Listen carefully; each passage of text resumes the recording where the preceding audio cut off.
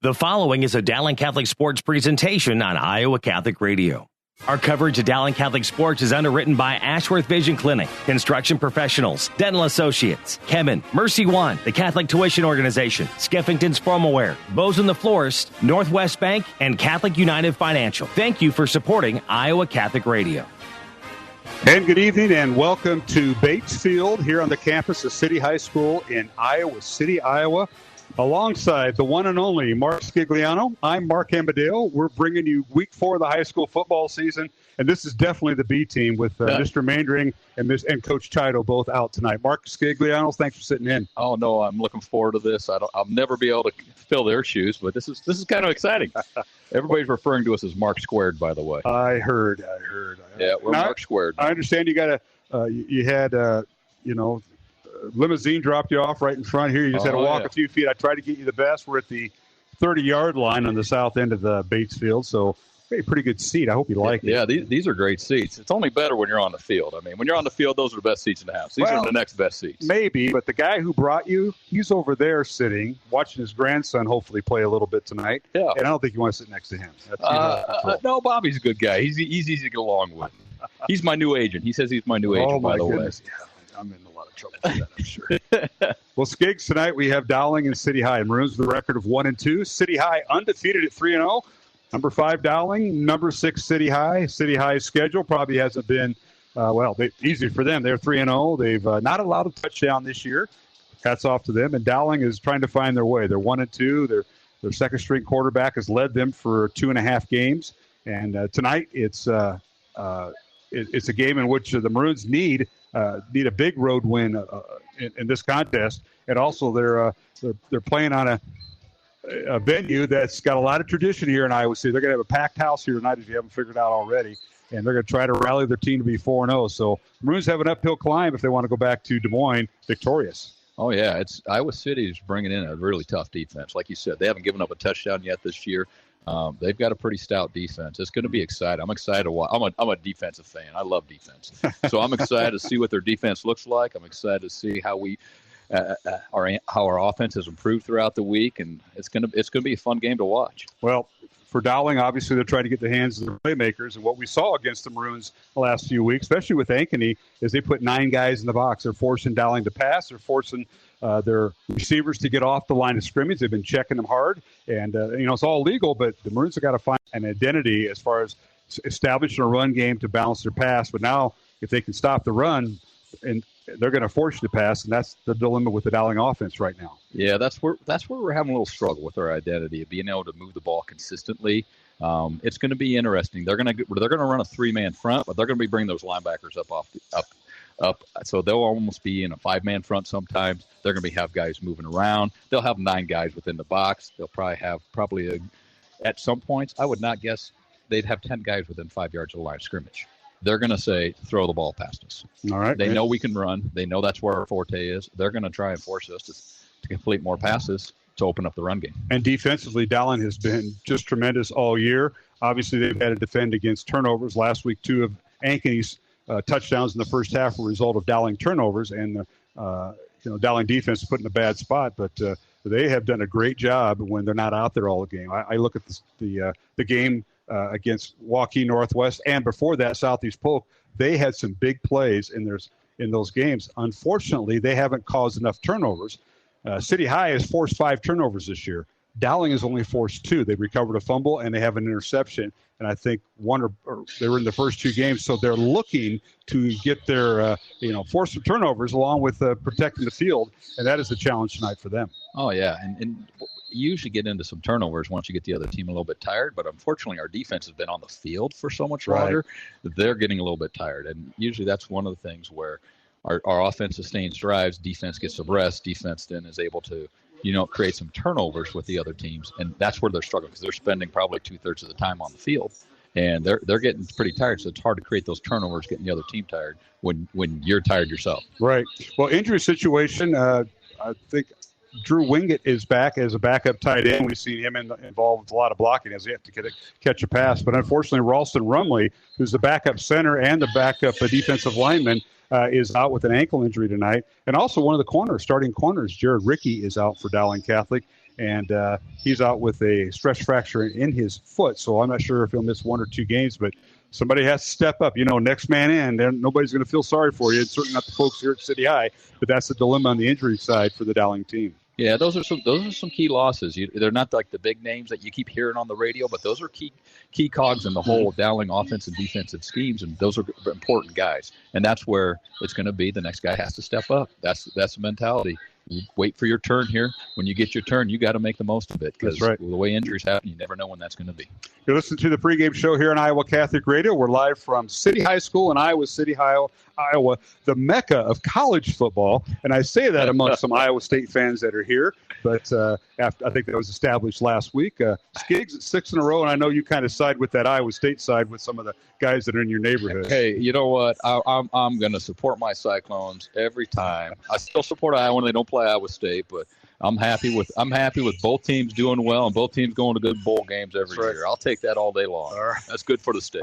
Well, we're on the east side of Iowa City, east of Carver Hawkeye Arena and Kinnick Stadium, and we want to thank Ashworth Vision, Construction Professionals, and Dental Associates for supporting our broadcast all season long, along with Kemen, Mercy One, the Catholic Tuition Organization, Northwest Bank, and Skeffington's Formowell. Well, Skiggs, as we get into tonight, let's talk about some of the matchups. And we'll start first with the Dowling offense, going against this Iowa City High defense, who comes in averaging just 1.5 points a game they give up, have given up a field goal and a touchdown. That was last week against Ames. The first 2 games they posted shutouts, but City High's defense, 3-man front, but they have a scramble in their backfield. You don't know if they're got 9, 10 in the box. They're their quickness, very quick. What's the dilemma for the Dowling offense against that kind of matchup? Well, and that's where I think we've been struggling a little bit. Is we got to be able to limit our mistakes, and that's with a missed blocking assignment because of that scrambling defense. That creates a little confusion with our line and with our running backs on who they're going to block, and that's what's given us a little bit of headaches like last week. Same thing with Ankeny, a little bit of confusion about who, and it creates mistakes. And the next thing you know, you're getting into longer distances for your next down. We got to be able to know who we're going to block, even when they're shifting and moving. Take the right steps, and that will help limit mistakes. So Dowling's got to be able to limit those mistakes, those little mental mistakes. Take your right steps on the offensive line front. It'll help move the ball, and then that will help sustain drives. Dowling needs to be able to sustain long drives, A, so we can get some points on the board, and B, so the defense can get a little bit of rest. We need some long drives that we need to sustain for Dowling offenses. It's a big point, because last week when Dowling did get some drives or took advantage of a turnover that Ankeny had, we got 2 field goals out of it. Diego Leon did a great job with that, but you want to get 6 instead of 3. So that's a great point. Now let's talk about City High's offense against Dowling's defense. This will be a great matchup. City High has a pair of sophomore quarterbacks that alternate throughout the game. One's more of a passer, one is more of a runner. And then you mentioned the backfield. Ronnie Major's their tailback, but Darren Richardson, who's like their second or third back, he's got a lot of points just because he's been in the game in the fourth quarter a lot with the running clocks. And so they got some guys that can carry the ball. And there's a young man who we're going to hear a little bit about tonight named Ben Keeter.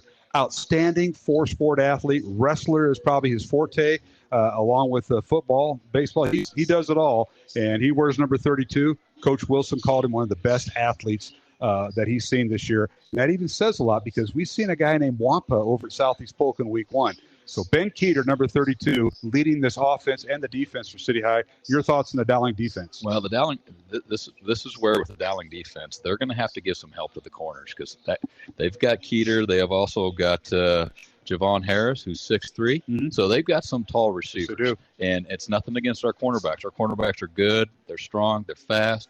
But they're giving up 5-6 inches. So we're going to have to figure out how we give them some help, because the big receivers are going to create a challenge for the Dowling defense. Our run game, I think our linebackers and D-lines do a great job shutting down the run. They're going to have to account for that running quarterback. And I'm pretty sure that the defense is they've seen it a few times. They know how to account for a quarterback that can run. So it'll be interesting to see what Iowa City leans on to go against the Dowling defense, knowing that they're strong against the run. But you can't abandon the run. If you're Iowa City, you're going to have to keep the run going. against the Dowling defense. You're going to try. Quickness is an asset. I think the advantage to City High is in quickness department.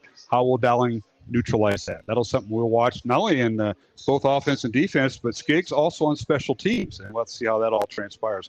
We're going to go to break. We're going to catch up. We did catch up with Dowling Catholic head football coach Tom Wilson earlier, and I'll talk to him about tonight's game, kind of recap last week's game with Ankeny. But after the interview with Coach Wilson, we're going to come back, and you have your keys to tonight's game. So, folks, Skiggs keys coming up. All right. All right, as we progress with the pregame show. Once again, we are in Iowa City at Bates Field here on the campus of City High School.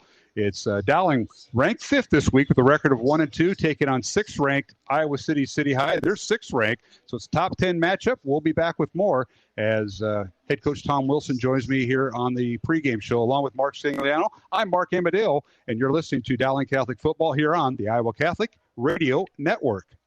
Thank you, Ashworth Vision Clinic, for underwriting Dowling Catholic Sports 365 on Iowa Catholic Radio.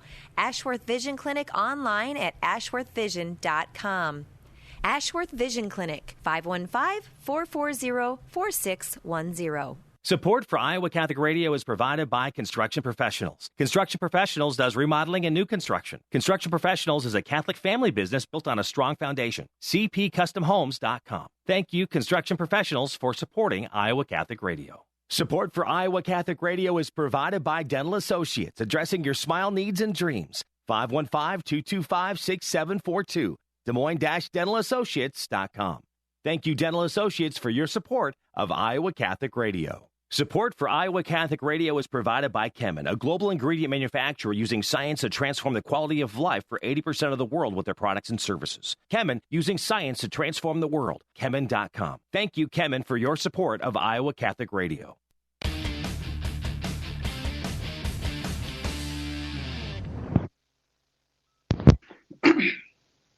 Welcome back to the pregame show here on Iowa Catholic Radio. Mark Amadale, now joined by head coach Tom Wilson, is Dowling in week 4 on the road at City High of Iowa City. Coach Wilson, thanks for joining us. Best of luck tonight. A little damp over here in Iowa City appears tonight. Thanks, Mark. Coach, first time on the road this year, at least on this is probably your one big road trip. You're taking on an undefeated City High team who is undefeated at 3-0. They play on a grass field, something we haven't seen, and Mitch Moore is their coach, someone who we've seen here in Central Iowa. He's the Roosevelt coach, played him in the playoffs, and he took the City High job. So let's talk a little about the matchup before we kind of regress to last week and talk about the Ankeny game. But interesting road trip for you. Well, it is, and you know, it's rare that our road trips take us east, and you know, as we're setting up schedules and trying to figure things out, we don't have a ton of flexibility in our schedule, but Mitch and I have been familiar with each other for many years now, and we talked about getting our programs together to play, and here's the first matchup, so here we go. Well, Coach, before we get to the matchup tonight with City High, let's talk about last week and how practices went and the injury situation. Maroons losing to Ankeny 27-13 last Friday night, down 14-3 at halftime, struggling offensively. Ankany's defense, but scored a late touchdown with Carson Brown. They got a couple field goals from Diego Leon for the scoring. Yeah, it's been a consistent theme, and I think Ankany's a really good football team, and I thought that they played very well, and so I think you have to give them a lot of credit. But you know, we have a pattern here of what we're doing on offense, which hasn't been a lot, and we've got to do a better job of executing. It starts up front, but it's really all of us, and whether it's the play caller and myself, or it's the guys that are playing the offensive line, or tight ends, or receivers, quarterbacks, backs. It's really everybody, and we've certainly got to do a better job. And Ankeny exposed that, which, you know, we struggled the first week versus Polk, and we all know Polk is a great football team as well. Waukee Northwest, we really didn't get going until the second half of things, where we were able to run the football, and we just had, you know, I think we show our inexperience on offense at times, and a lot of people like to point at about Jackson, but, you know, English has come in and you know, played his tail off and tried to make plays for us, and you know, he's been going a couple of weeks now, so this is our offense for right now. We've just got to make it better. This is with head coach Tom Wilson before tonight's game. Dowling and City High of Iowa City here at Bates Field in Iowa City. And, Coach, you look at some of the positives coming out of that game. Cody Hikus had a big sack during the contest. And I thought you had some pretty good offensive plays at times. I know you got dinged up defense, or you got dinged up a little bit with some injuries. But let's talk about some of the positives that you saw on film this week. As we look at our kids, I think our backs continue to run the ball hard. It always hasn't always been successful, but I think that they're running things up in there. And Carson Brown, Cooper Nicholson have shown that they can make plays, which is good to see, and it's something that we're going to continue to need. Defensively, I think we've played our tails off all year. We gave up a couple of big pass plays, and really on one of them we're selling out, just trying to make a play for us. And J.J. Cole throws the ball up and gets him a touchdown. So again, I think you have to give them a lot of credit. But defensively, we've played hard, and I think we'll continue to play hard. And that's really what we've tried to build our team around is let's play great defense and we'll bring the offense along. But really offensively, they're testing my patience a little bit of coming along, but it's something that we have to continue to do. Those are the guys that we have, and the coaches have to do a better job of coaching who we do have. And Coach, this week's injury report, looks like you have one of your safeties and one of your backup linemen out. You never want to see that, but because you always want depth. Everybody needs depth, especially early in the year with the heat we've endured. But talk about the injury update. Well, Rumley, you probably saw him gimp off a little bit versus Ankeny, and that proved to be a high ankle sprain, which, hopefully we can get him back next week. That may be a little bit aggressive, but the way he's progressing, I think it's possible. Jared Rickey's played the last 2 weeks with a stress fracture, and that's why he won't be playing tonight. We'll be without him for 2 or 3 weeks as well. Jake Nevitt, one of our other receivers, he tweaked a knee this week, and we're still waiting to find out what the extent of that is. And Dominic Quinn is somebody who hasn't played the entire year. He's coming along, and nobody's working harder than what Smolik is to try to get back. So consistently seeing progress out of him as well. And one positive out of that, Coach Mata Brua made his debut last week. He was back up to Owen Weber on the defensive line, and it's good to see 91 back in there in his senior year. No question. Love Mata. He's a great kid, and there was some concern about whether he was going to get to play or not with a medical issue, and he was able to play some last week, and I think you'll start seeing a little bit more of Mata as we go down the road a little bit. We're going to take a break here on the pregame show, visit with head coach Tom Wilson of Dowling Catholic. For tonight's game, it's Dowling and City High of Iowa City here in Iowa City, and we'll take a break. This is Mark Amadale here on the Iowa Catholic Radio Network. Support for Iowa Catholic Radio comes from Mercy One, your expert circle of personalized care for all your health needs. With more care locations than anyone, your best life is their one purpose. Find your doctor at mercy1.org. Support for Iowa Catholic Radio is provided by Skeffington's Formal Wear, in business since 1951, with locations in Des Moines, West Des Moines, Davenport, Coralville, and Ankeny. Skeffington's Formal Wear, fitting you for life celebrations. Online at skeffingtons.com. Support for Iowa Catholic Radio is provided by CTO. What great news for donors to the Catholic Tuition Organization. You now receive 75%. Yes, 75% of your donation back in Iowa tax credits beginning January 1st of this year. Your support has helped thousands of students attend our Catholic schools. Best gift ever. Online, ctoiowa.org. At CTO, the bottom line, it's for the kids and their future.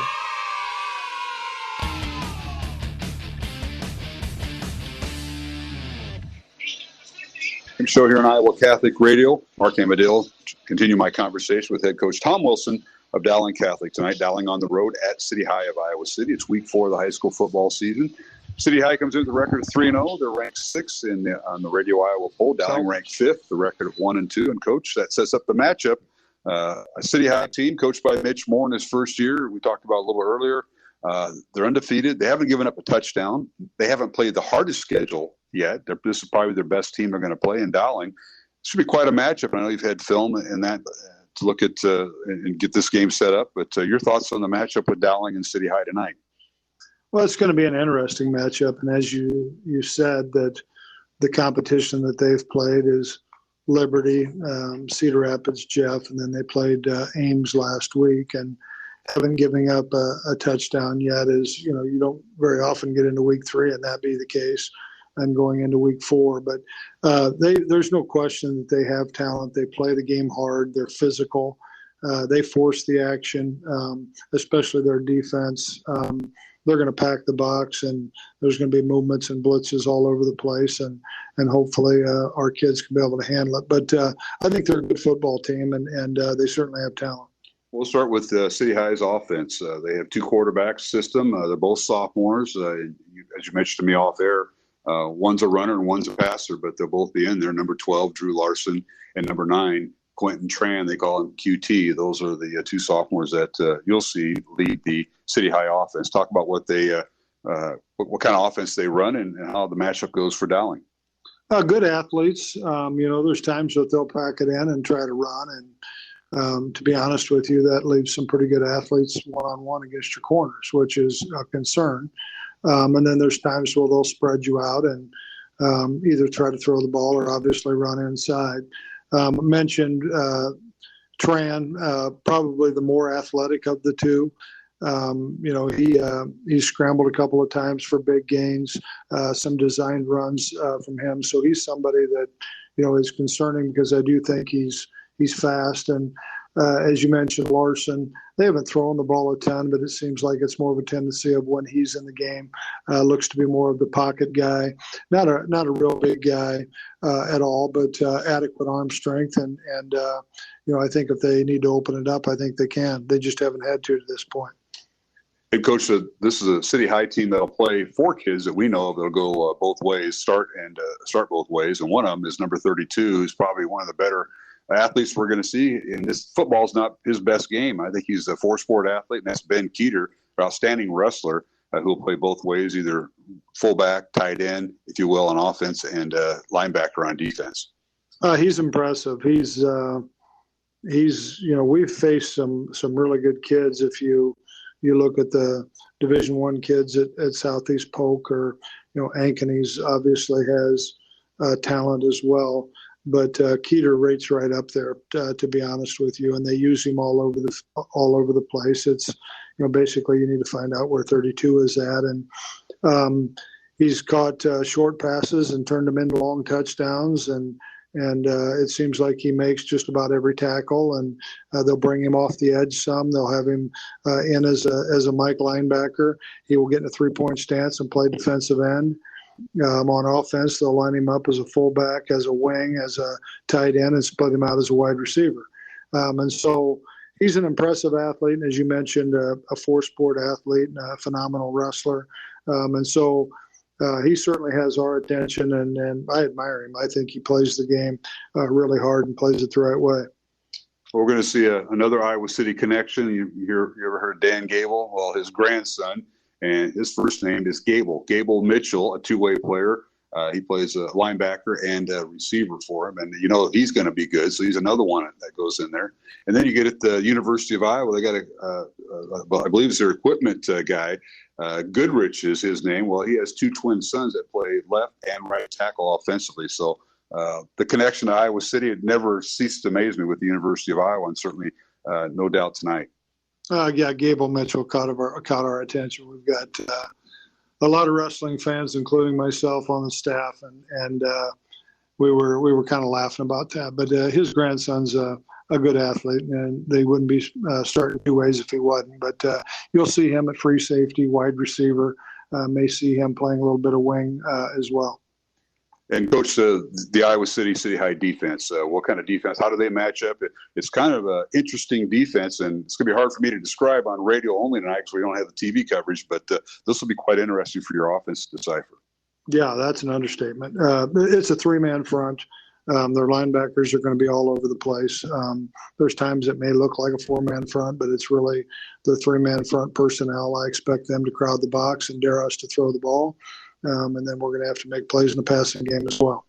Coach, thanks for your time tonight. We won't be able to talk to you during the game because just happens to be a couple of my guys are gone this weekend. John Scheidel out in Vegas watching his daughter dance with the Iowa State football team, and Mr. Magruder up in Northwest Iowa getting his mom settled. So it'll be me and Coach Scigliano on the call tonight. The ratings will be up. Thanks, Tom. Best of luck. You bet. Thank you. Head Coach Tom Wilson, my guest here in the pregame show.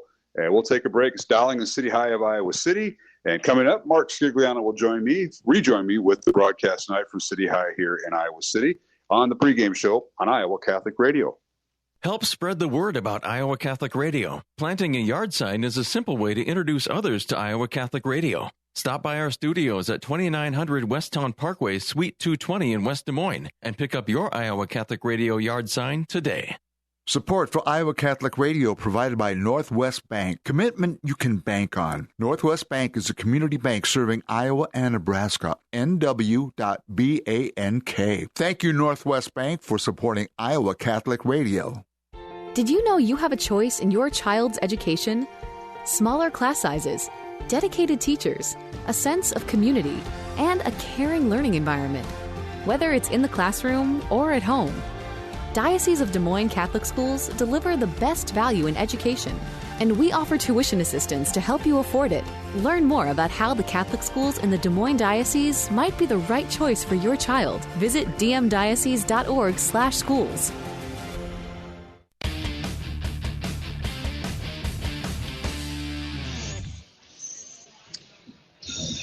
And we're back here in Iowa City. Mark Amadil and Mark Scigliano as we get set for high school football week number 4 on the Iowa Catholic Radio Network. Dowling taking on undefeated City High here at Bates Field in Iowa City. Well, Coach Skiggs, you heard head coach Tom Wilson talk about his segment on this game tonight.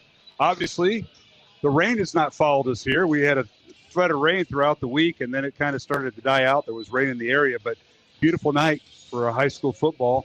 Matter of fact, game time temperature is 81 degrees. Humidity down to 51%. A north wind at 10. This is a north-south field, so left to right in front of us will be the wind. And it's on a grass field, so folks that are listening, we're not live streaming tonight, but it's on a grass field. Not that it makes a difference because all these kids grew up on grass fields before they graduated to the turf monsters. Well, What do you think? Well, I don't know. I mean, there's so much turf these days. This is the first long time since I've seen a grass field. I mean, even these guys, even in the junior highs, are playing on turf fields because they're playing on all the high school fields. Sure. All around the city. So they're used to playing on turf. They kind of get used to playing on turf. They don't see grass very often. Yeah, especially a hump field because now there's a little hump to the field like the traditional grass field. That's so right. It takes the crown. Got the nice crown, so you're going to have to get adjusted to that right off the bat. That affects the quarterbacks and receivers just a little bit. Not so much the offensive defensive line, but those flankers, receivers, it does affect. Yep. Now, special guests here in City High. You're going to see a Dan Gable. You're going to see a Tim Dwight. They're both in the house tonight. I'm surprised they haven't reached out to you, Mr. Scigliano. Yeah, I was expecting them to come up and come see me right away, but they just haven't made it up. They're probably signing autographs somewhere, but it's pretty exciting. Two great names in the state of Iowa. I mean, either whether you're an Iowa or Iowa State fan or a Drake or UNI fan, it doesn't matter. You got to respect what they've done with their talents and abilities within their given sports of wrestling and football. I mean, they've done a lot for the state. They've done a lot for the University of Iowa. That's a great thing. So it'd be exciting to see them. I know there'd be a lot of people that would love to get an autograph from those two. So if I get one, I'll get an autograph for you too. I appreciate that, Skiggs. Let's take a look at some of the games going on in Class 4A or 5A and some 4A district football tonight. Number 1 Southeast Polk is at Ankeny, and our man Jeff Piggott back at the studio says Ankeny is up 7-0 early in that first quarter. These were kickoff at 7 o'clock. We're kicking off here in about another 2 minutes. So we'll keep you abreast of that. Waukee and Valley. It's Waukee leading Valley right now 3-0. Valley ranked number 4 this week.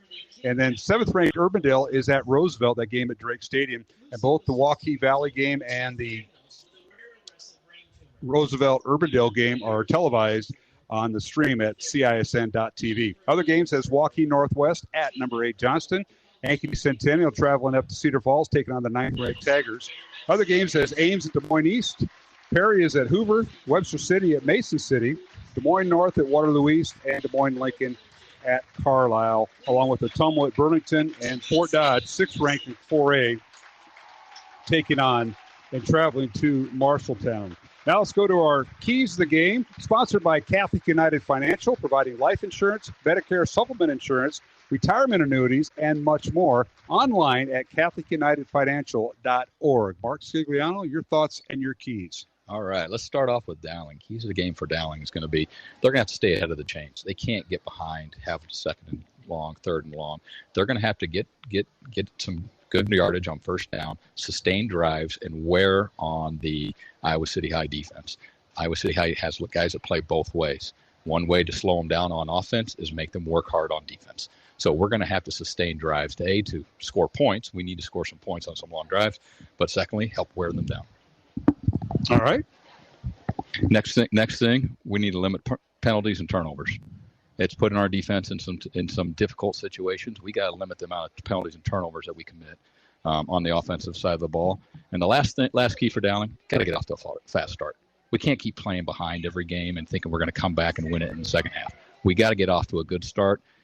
Try and get ahead of the game, and then it makes the game a lot easier when you got a lead versus always behind. Those are my keys for Dowling. For Iowa City, they're going to have to continue the defensive pressure they have shown the last 3 weeks. They're going to have that defensive pressure and bring it to the Dowling offense to try and slow down their run game and force Dowling to have to pass. Second thing they're going to need to do is don't have any turnovers. You cannot give Dowling a short field. You got to force Dowling to have a long field. So you got to limit your turnovers and not give Dowling shortened fields. And the last thing is utilize your big receivers.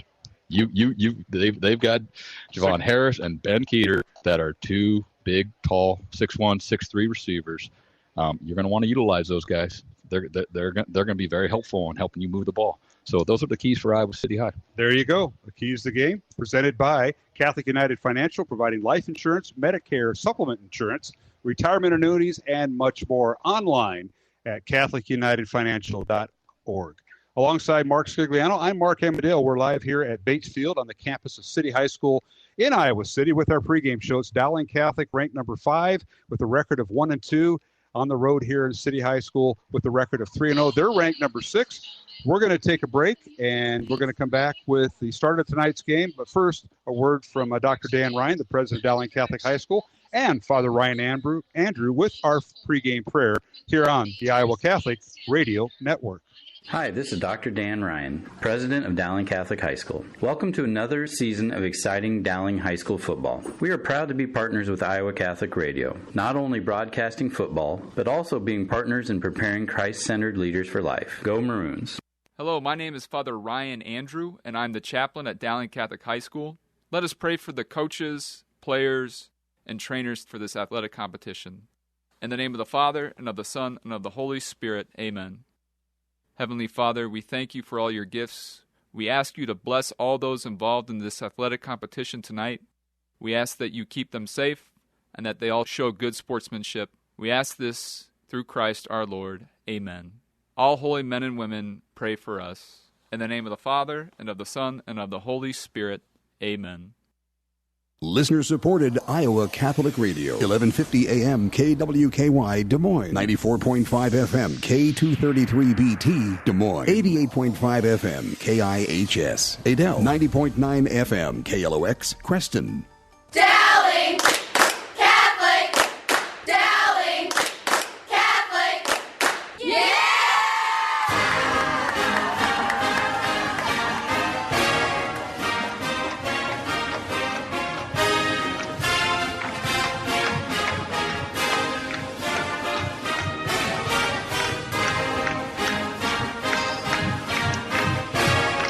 And welcome back to high school football, week number 4 here on the Iowa Catholic Radio Network. Alongside Mark Scigliano, I'm Mark Amadale. We're live at City High School, Bates Field. Beautiful night for high school football. Temperature right around 80 degrees.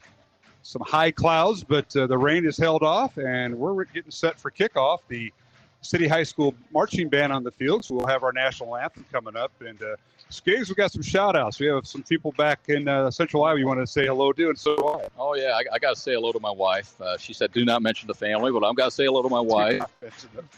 She said, what if you do not talk about? Well, I'll say hello to my wife, and my youngest son are home, and I think my son and daughter-in-law, Lisa, down in Kansas City probably listening. So Okay. we added 4 listeners tonight to the broadcast by me showing up. That's awesome. Now, you got to say names. Just can't say wife and son. My wife Sherry. My wife Sherry. Which son? Son Luca are at home. All right. And then Nico and Lisa Scigliano out down in Kansas City. And I just had dinner with Noah. He's a senior up here at Iowa. Just had dinner with Noah right before the game, so he's probably not listening to me. I hope he made you pay.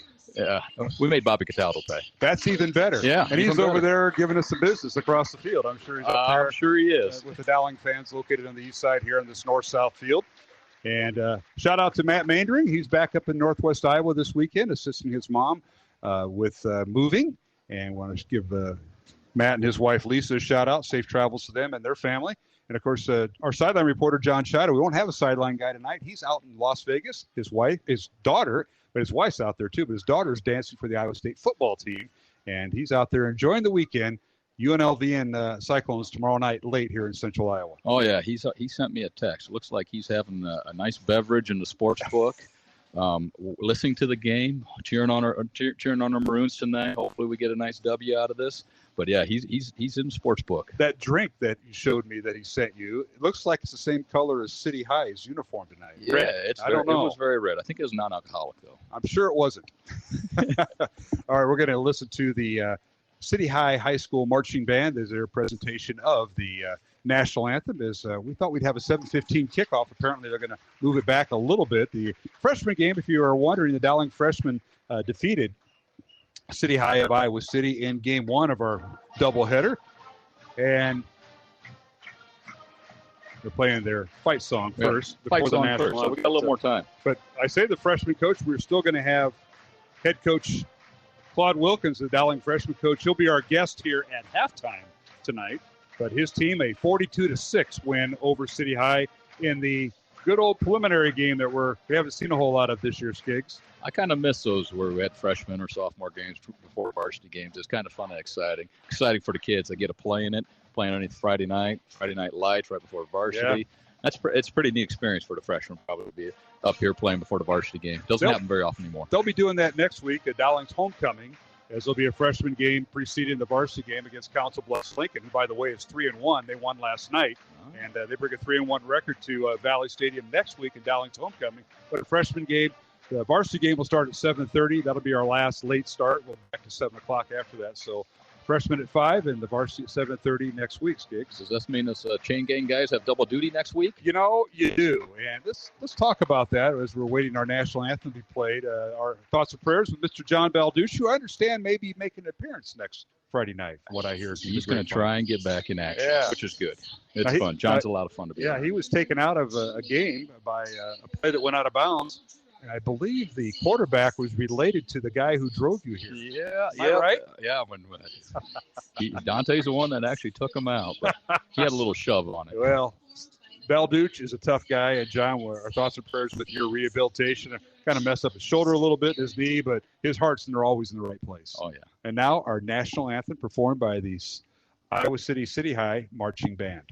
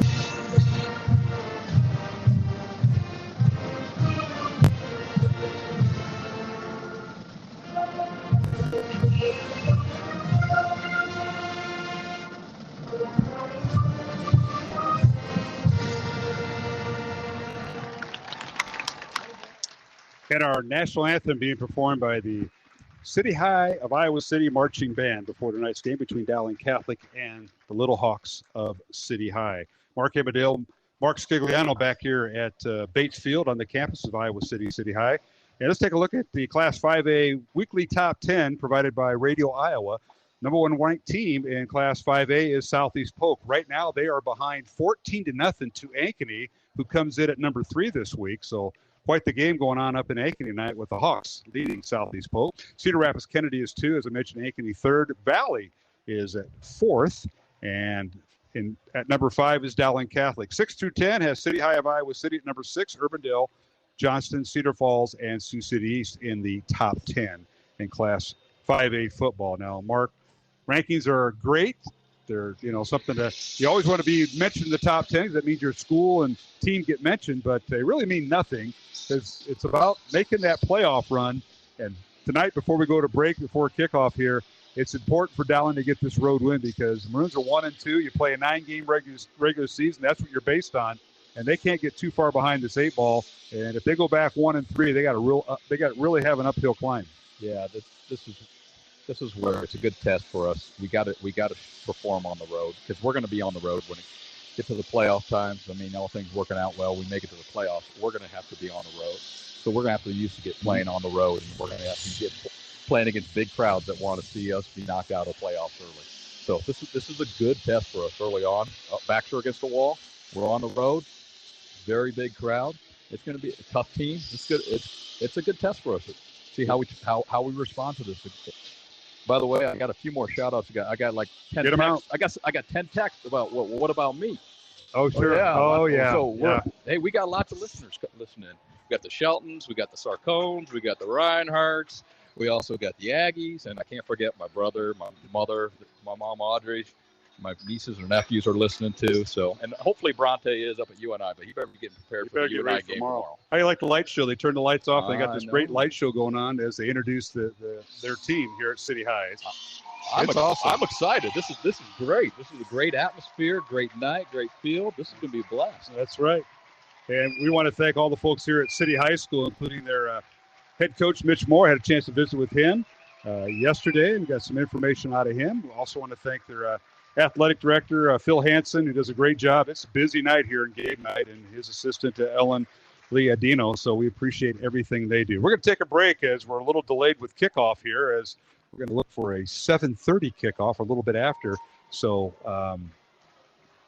we will take a break and come back with a late start here in Iowa City tonight.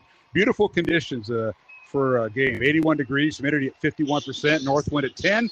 Mark Scigliano, Mark Amadale bringing the game tonight from City High School in Iowa City on the east side of Iowa City High School, east side of the city of Iowa City. Back with the kickoff coming up here on Iowa Catholic Radio Network. Amazon Smile is a simple way to support Iowa Catholic Radio. When you are shopping on Amazon, consider shopping through Amazon Smile instead. You get all the same great deals, and your order will also help support Iowa Catholic Radio. All you need to do is choose Iowa Catholic Radio as your nonprofit to support when you first log in, and Amazon will do the rest. Every Amazon Smile order you make, Amazon will donate to Iowa Catholic Radio. Support Iowa Catholic Radio while you shop at smile.amazon.com. And thank you for supporting Iowa Catholic Radio. Has anyone ever told you to pray about it and left you thinking, okay, but how? First, invite the Holy Spirit to be with you as you talk to God. Think about what is going on in your heart and mind. Be honest. Acknowledge to God what you're thinking, feeling, and desiring, because He wants you, the real you. Then, tell Him about what you're experiencing and entrust that to Him. Finally, let the Father love us. Ask yourself, how is God loving me right now? He is loving always. Sometimes we need to stop and think of our blessings, because that is where we can find God.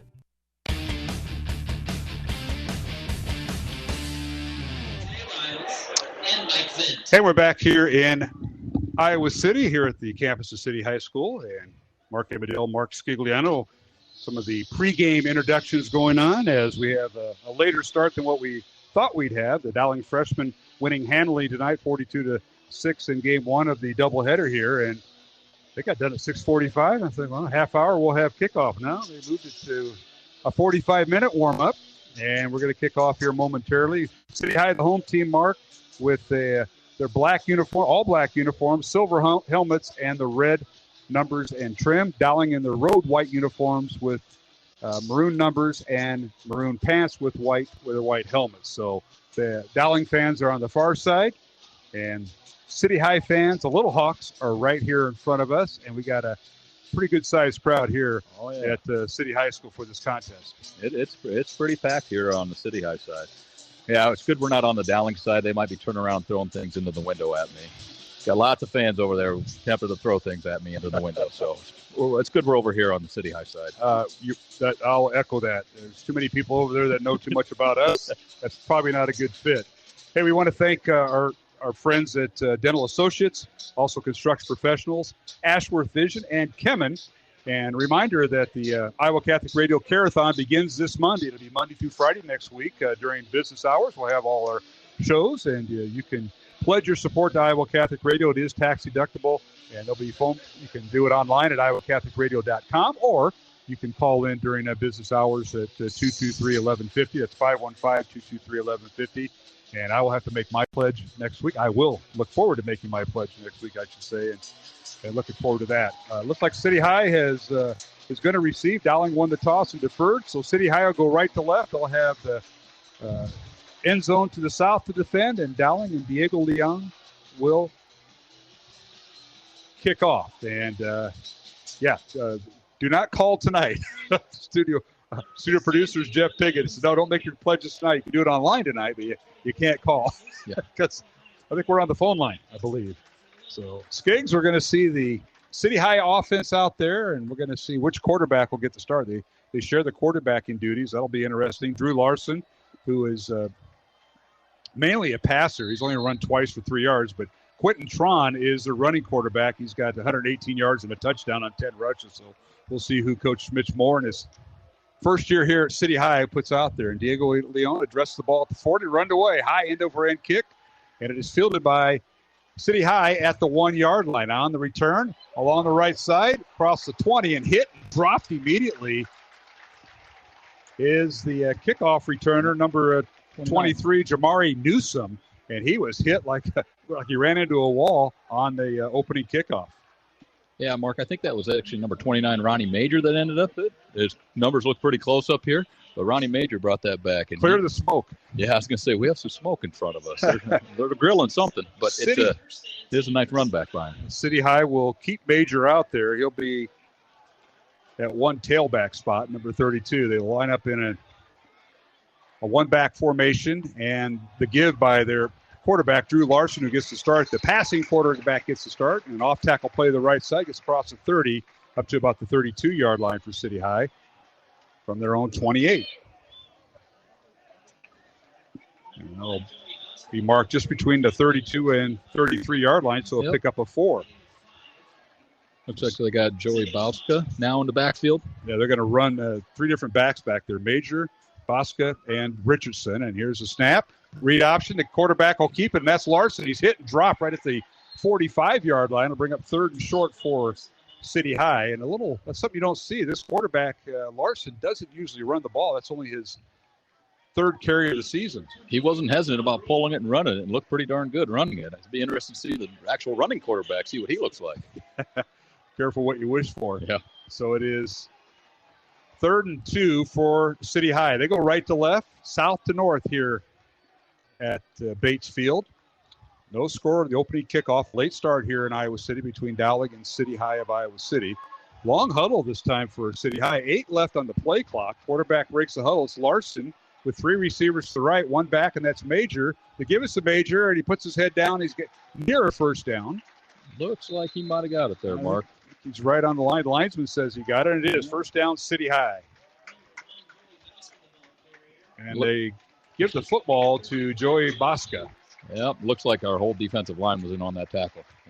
They ran it straight at him. Defensive line, this side linebackers, Joe Hughes, I saw pulling off the pile. So just a few inches short from stopping him. 2-yard run for Bauska, and it's 1st and 10. City High from their own 37-yard line. Drew Larson, the quarterback, has 1 back in the backfield. Read option, back to throw, fires it out, caught in the right side, and knocked out of bounds right about the 40-yard line is the receiver over there for a short gain. Yeah, that was a nice play. I believe that was Noah Seamer out there. Noah had a guy blocking him. He got off the block, was able to take the guy's legs out, get him out of bounds, limit the yardage that That tight end had a little bit of running room. Ben Keeter with the first catch of the night. He runs that, I would call it an H-back spot, halfback. He lines up as a tight end, and Keeter with the carry or reception. And now it's 2nd and 7, ball on the 40 for a gain of 3 in that last play. And now the give is the tailback, and he stood up and now breaks the tackle, gets across the line of scrimmage, which was the 40-yard line, up to the 42. That's a pretty hard run that time, Skiggs, because it was Joey Bosca with the carry.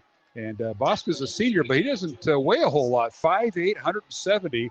And he looked like he was 6'2", 240 the way he ran. Yeah, Owen Weber hit him at the line of scrimmage, but he still picked up 3 yards after Owen hit him. Owen was hanging onto his legs. He was still driving. Eventually, the host of Dowling guys got him down, but that was a nice, tough run. Two-yard gain. Great for Owen to hang on for there. So 3rd and 5 now for City High. They'll keep Bosca in the backfield, 2 receivers to the right.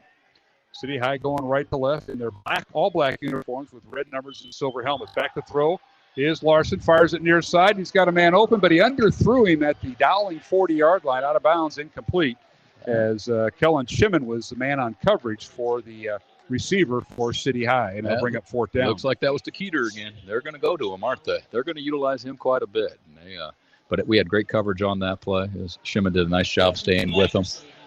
Keeter made an adjustment, still tried to catch the pass, but no, it was great defense. Great defense on that one. Jalen Pettis, Cody Hikas, Chase Patton, Owen Weber up front for Dowling. Kellen Shimon, who made was on defense there. Adam Townsend, Joe Hughes, and Noah Seamer, the linebackers. And the cornerbacks are Joe Reed and Jake Anderson. And Blake Anderson is the free safety tonight. That is his Dowling starting defense. And now we've got a timeout in the field. We'll keep it here with no score, with just underway here in the first quarter from Batesfield here in Iowa City. Mark Amadeo, Mark Stigliano tonight here on Iowa Catholic Radio. And let's see, Valley leading Waukee 7-3 in the first quarter. I'll try to get you caught up on scores. Thank Jeff Piggott for doing that. But the Waukee Warriors leading, or fourth-ranked Valley leading Waukee early in the game 7-3, and that's at Valley Stadium tonight. And out of the timeout, which was called by Dowling. Yeah, Dowling called it. We had an extra man on the field. That's what happened. Coach Wilson's not going to be happy about that, having to burn a timeout just because we had too many men on the field. So Grant Bessman will be the long snapper here.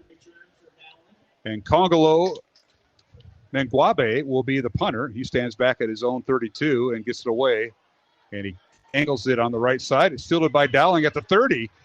Turn is to the left, and that's Cooper Nicholson, and he gets it across the 40 up to about the 41-yard line. Great field position for the Maroons, kind of a low-line drive kick, and Cooper was able to run under it and gain about 10 yards on the return, Mark. Usually you see on those punts, those are ones where sometimes the punt returners just stay away from it, and then you end up, it bounces, and you lose 10, 15 yards. Cooper came up hard, caught the ball, picked up an extra 10 yards on the catch. That helped field position tremendously for Dowling on this. All right. Kyle Rockers at left tackle for Dowling. He gets to start, as does Cade Batterton in his first start, replacing Carlos Navarro at left guard. The center is Ryan Bagenstos, Gabe Carey at right guard, the captain, and George Nahas at right tackle. And Jake English, the quarterback, fires the ball downfield. He's got Cooper Nicholson open. It's caught inside the 30, inside the 20, and rustled down inside the 15. First down, Dowling from their own 42 all the way down to the 11-yard line of City High. Well, I said got to get a fast start. That's one way to do it. Had an empty backfield, sent Cooper right down the seam. He was wide open. Beautiful pass, beautiful catch. We got a fast start. Let's go. Let's put it in the end zone. Cooper came on from the right side of the formation, ran a post route, and caught it at about the 35 of City High. And now we got a penalty flag, offsides City High. So it'll be half the distance to the goal. It'll be first down at the 6-yard line for Dowling Catholic. 1st and 5 from the 6. Yeah, I think Jamari Newsom, the cornerback, was lined up offsides. That gets pretty frustrating when the cornerback lines up offsides. That was a 47-yard reception by Cooper Nicholson. The pass from Jake English. First down, Dowling. 8:45 remaining here in the first quarter. No score, and the handoff goes left side, and that is Dowling's Cam Middleton getting the start. Goes to the short side of the field. Angles out of bounds towards the Dowling sideline. They're going to spot him down near the goal line, around the 1-yard line, they say. Gain of 5, and it's a 1st and goal. That was a tough run, but even a tougher tackle. That kid made a great tackle, keeping him out of the end zone. So it'll be first and goal, Maroons from the 1-yard line. 5-yard gain that time by Cam. And the give is to Cam, and he puts his head down. And no signal yet. Yep. Touchdown is signaled. Cam Middleton from 1 yard out, and Dowling strikes first, as you said in your pregame notes there, Skiggs. Dowling struck early, and they go 4 plays and 58 yards, set up by a Cooper Nicholson punt return that led to a first down 47-yard reception, and Dowling crams it in with Cam Middleton on the score. Yes, I mean, that was the key. You get out to a head start. Now the sideline's exciting. We got a lead. Now that momentum can carry over to the defense next time. All right, Leone in for the extra point. Ball is down. The kick is up and good. 7-0. Dowling leading City High of Iowa City with 8:46 remaining. First quarter, and you're listening to Dowling Catholic Football here on the Iowa Catholic Radio Network. Thank you, Ashworth Vision Clinic, for underwriting Dowling Catholic Sports 365 on Iowa Catholic Radio. Ashworth Vision Clinic online at ashworthvision.com. Ashworth Vision Clinic, 515-440-4610. Support for Iowa Catholic Radio is provided by Construction Professionals. Construction Professionals does remodeling and new construction. Construction Professionals is a Catholic family business built on a strong foundation. CPCustomHomes.com. Thank you, Construction Professionals, for supporting Iowa Catholic Radio. Support for Iowa Catholic Radio is provided by Dental Associates, addressing your smile needs and dreams. 515-225-6742. Des Moines-DentalAssociates.com. Thank you, Dental Associates, for your support of Iowa Catholic Radio. Support for Iowa Catholic Radio is provided by Kemin, a global ingredient manufacturer using science to transform the quality of life for 80% of the world with their products and services. Kemin, using science to transform the world. Kemin.com. Thank you, Kemin, for your support of Iowa Catholic Radio. Catholic Radio, 1150 AM KWKY Des Moines, 94.5 FM K233BT Des Moines, 88.5 FM KIHS Adel, 90.9 FM KLOX Creston.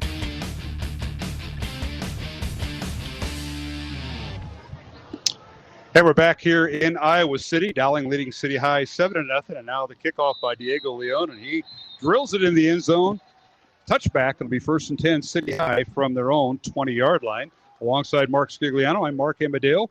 Dowling on a 3-play 58-yard drive, as there's a 5-yard penalty for offside during that call. So it's actually a 3-play 58-yard drive. It's capped off by 2 plays from Cooper Nicholson. The punt return of 15 yards, which he did beautifully, and the 47-yard catch that got Dowling down the Iowa City 11-yard line. Skiggs. Start. Yes, it was. All right. First down, City High from their own 20. Back to throw is Quentin Tran in there at quarterback. He fires it to the right side, incomplete. Now, he is their running quarterback, and he throws on first down. And their passing quarterback, who has played the previous series, ran on first down. You want to figure that one out for me, Skip? Well, they're trying to keep us on our toes, right? Is that what's going on? Tell you what, I would have been throwing too, because Pettis was coming in hard. He got rid of it before he could get hit by Pettis. I don't blame him for getting rid of that ball. Pettis had a free rush at him.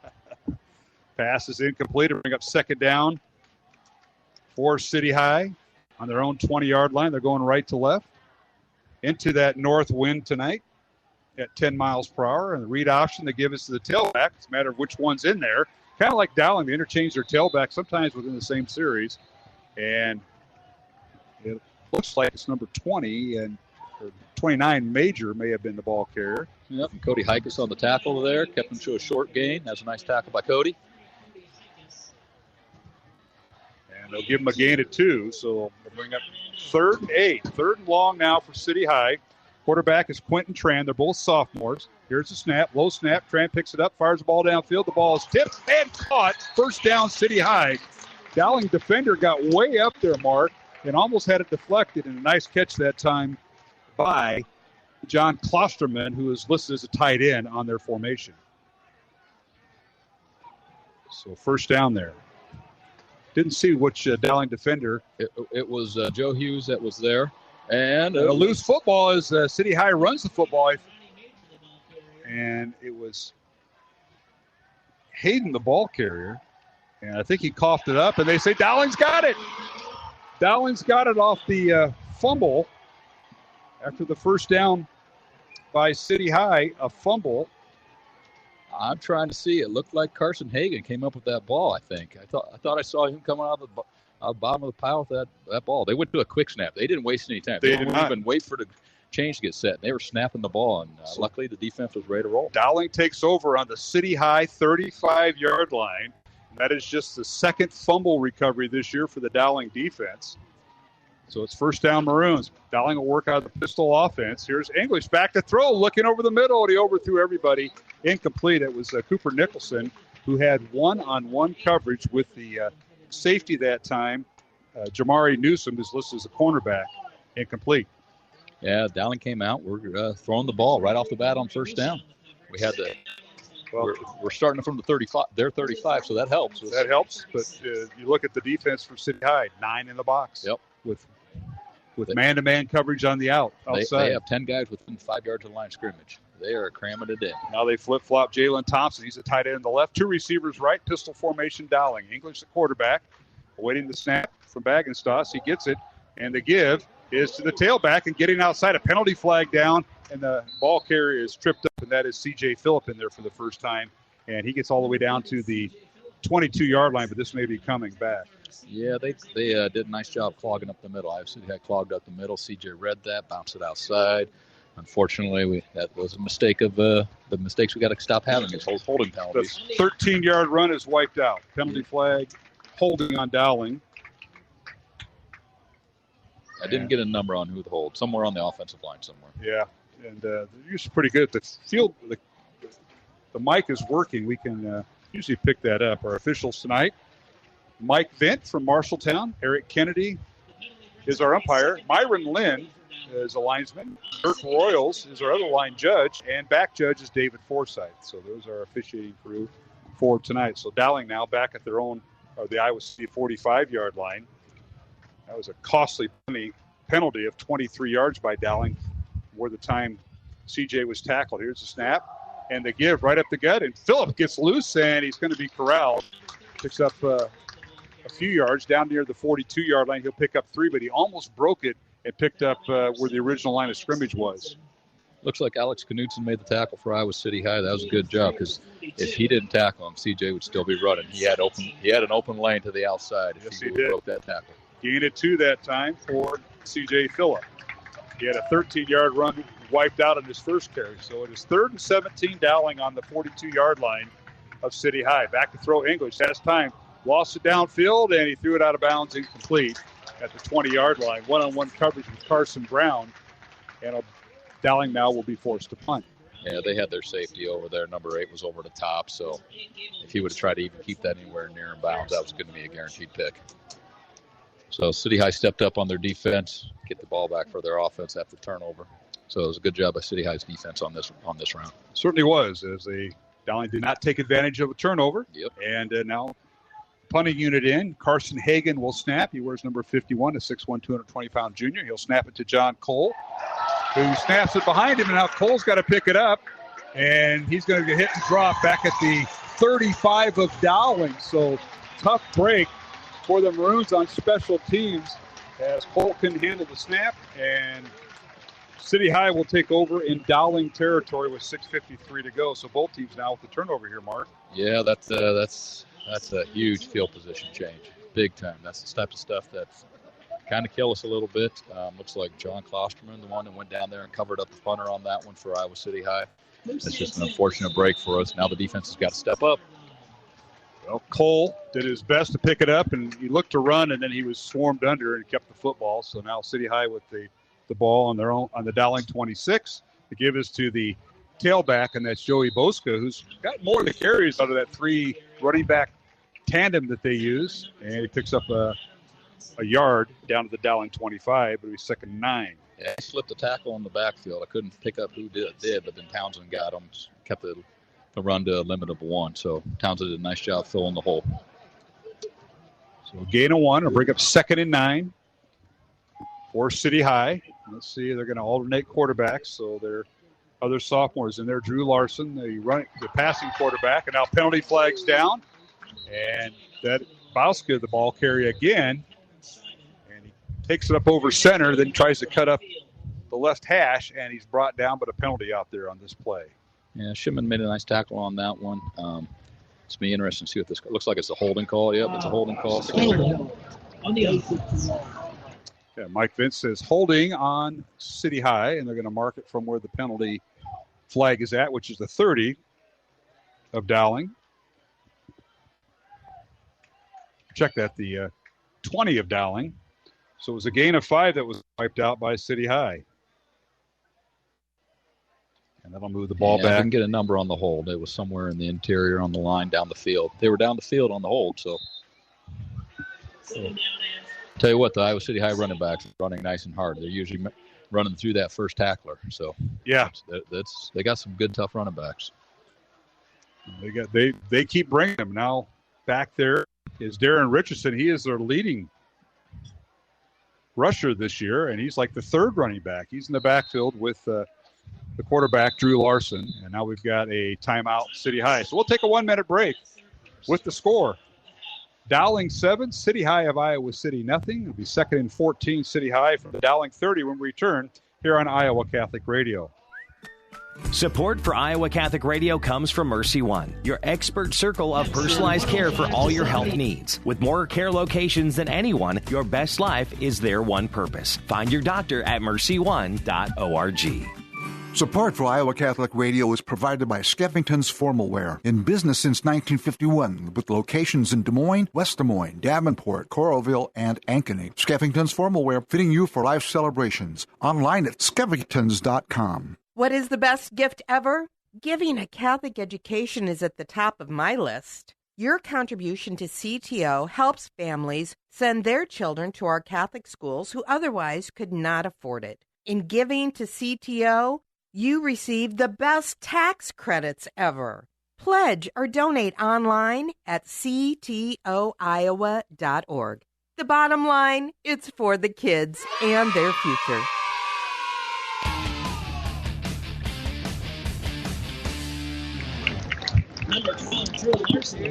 And we're back here at City High School in Iowa City.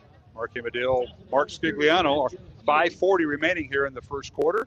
Dowling 7, City High nothing. And now while we were away, quarterback Drew Larson carried the football for City High, and he picks up 5 yards. Again, a quarterback that normally doesn't run picks up 5 more yards. So, and a quarterback that normally runs has been throwing for City High. You figure that one out, Skiggs.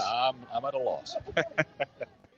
All right, here's Larson back to throw. Looking downfield, fires towards the end zone, and the pass is knocked away, incomplete. As I'll tell you what, the quarterback had a couple checkdowns. Skiggs, he rolled to his right. He had the trail back, probably a few yards downfield, and then he decided to throw it in the end zone. The Dowling player was right in front of the receiver, and the pass went incomplete, nearly intercepted. Yeah, it looked like Joe Reed was back there, made a nice job staying with the receiver, and was able to knock down the ball right in front of him. So, again, another good play by our defensive backs. Our cornerbacks are doing a nice job today. They need to keep it up. Looks like they're going to go for it for 4th down here. It's going to be fun. Yeah, 4th and 9, City High. The ball at Dowling 25, trying to take advantage of a Dowling bad snap on a punt. Back to throw is Larson, fires it near side. The pass is caught inside the 15 and run out of bounds, and that should be good enough for a first down. Let's see where they spot him out, right around the 13-yard line. It's first down, City High. Great play that time by the Little Hawks. Well, this gets into that grass field. We slipped on the grass field. Receiver was wide open. It'll be a 13-yard gain and a first down. Now they'll give it to the tailback, and once again, that is Joey Boska. And he spins out of a tackle, runs the left side, gets inside the 10, down near the 9-yard line, and pick up a 3. Yeah, they're quick snapping. They're not waiting time. They're not letting the Dowling defense get set. All right, one receiver in a very tight formation. One receiver just outside the right tackle, one receiver just outside the left tackle. Here's the snap, read option. They give it to Boska again. Tries to get outside the right side. He's swarmed under, tried to get outside, and they're going to spot him down near the 6-yard line. They'll give it a gain of 3. Yep, no seamer on that tackle again. Kept them from getting to the outside and getting into the end zone. That's Boska again. 3rd and, can they get a first down? They can. The ball was on the 11. Yep, looks like they got about 3rd and 3. Yep, so they can get a first down just inside the 1-yard line. 4 minutes remaining, first quarter. Dowling leading 7-0, but City High threatening here as they go right to left towards the north end zone here on this north-south field in Iowa City. Long count by Drew Larson, another sophomore quarterback. They have two of them. In motion is the tailback, and they give it to Boska again, and he's swarmed under. He may have lost the yard mark. Joe Hughes did an absolute nice job keeping his outside contained and hanging on to him. The play went left, and he went down without going forward. Joe Hughes did a nice job. He hit him. He almost tried to get out of him. He held on, and then we had a host of defenders come finish him off. So it's 4th and 3, and what will City High do here? Their PAT and field goal kicker is number 5, and he's not out there. They are going for it. Yes, they are. 4th and 3. They're going to call it the 5-yard line, so Boska gain a 1. Here's a snap out of the read option and reverse. Now a pass into the end zone. Man wide open. Touchdown. Wow. Wide open. Gable Mitchell on the touchdown pass to the receiver who caught it in the end zone for a City High touchdown. Nobody near him as the Maroons over pursued. Wow, yeah, they had a nice reverse going, and then that right before that reverse guy came across, he got rid of the ball right before he got hit and wide open in the end zone. So, interesting trick play, results in a touchdown for Iowa City Hall. Good call at that time. Darren Richardson on the pass from the halfback, Gable Mitchell. Now the extra point by Congola Mengwabe. Ball is down, the kick is up, and we are tied here in Iowa City. It's Dowling 7, City High 7, 2:57 remaining here in the first quarter, along with Mark Scangliano. I'm Mark Amadale, back with more on the Iowa Catholic Radio Network. Weekdays at 1 p.m., it's Dr. David Anders with Call to Communion. It's a live call-in show for non-Catholics and fallen away Catholics. Called to Communion on the Iowa Catholic Radio Network, connecting listeners with Christ. Support for Iowa Catholic Radio provided by Northwest Bank. Commitment you can bank on. Northwest Bank is a community bank serving Iowa and Nebraska. NW.BANK. Thank you, Northwest Bank, for supporting Iowa Catholic Radio. Did you know you have a choice in your child's education? Smaller class sizes, dedicated teachers, a sense of community, and a caring learning environment. Whether it's in the classroom or at home, Diocese of Des Moines Catholic Schools deliver the best value in education, and we offer tuition assistance to help you afford it. Learn more about how the Catholic schools in the Des Moines Diocese might be the right choice for your child. Visit dmdiocese.org/schools.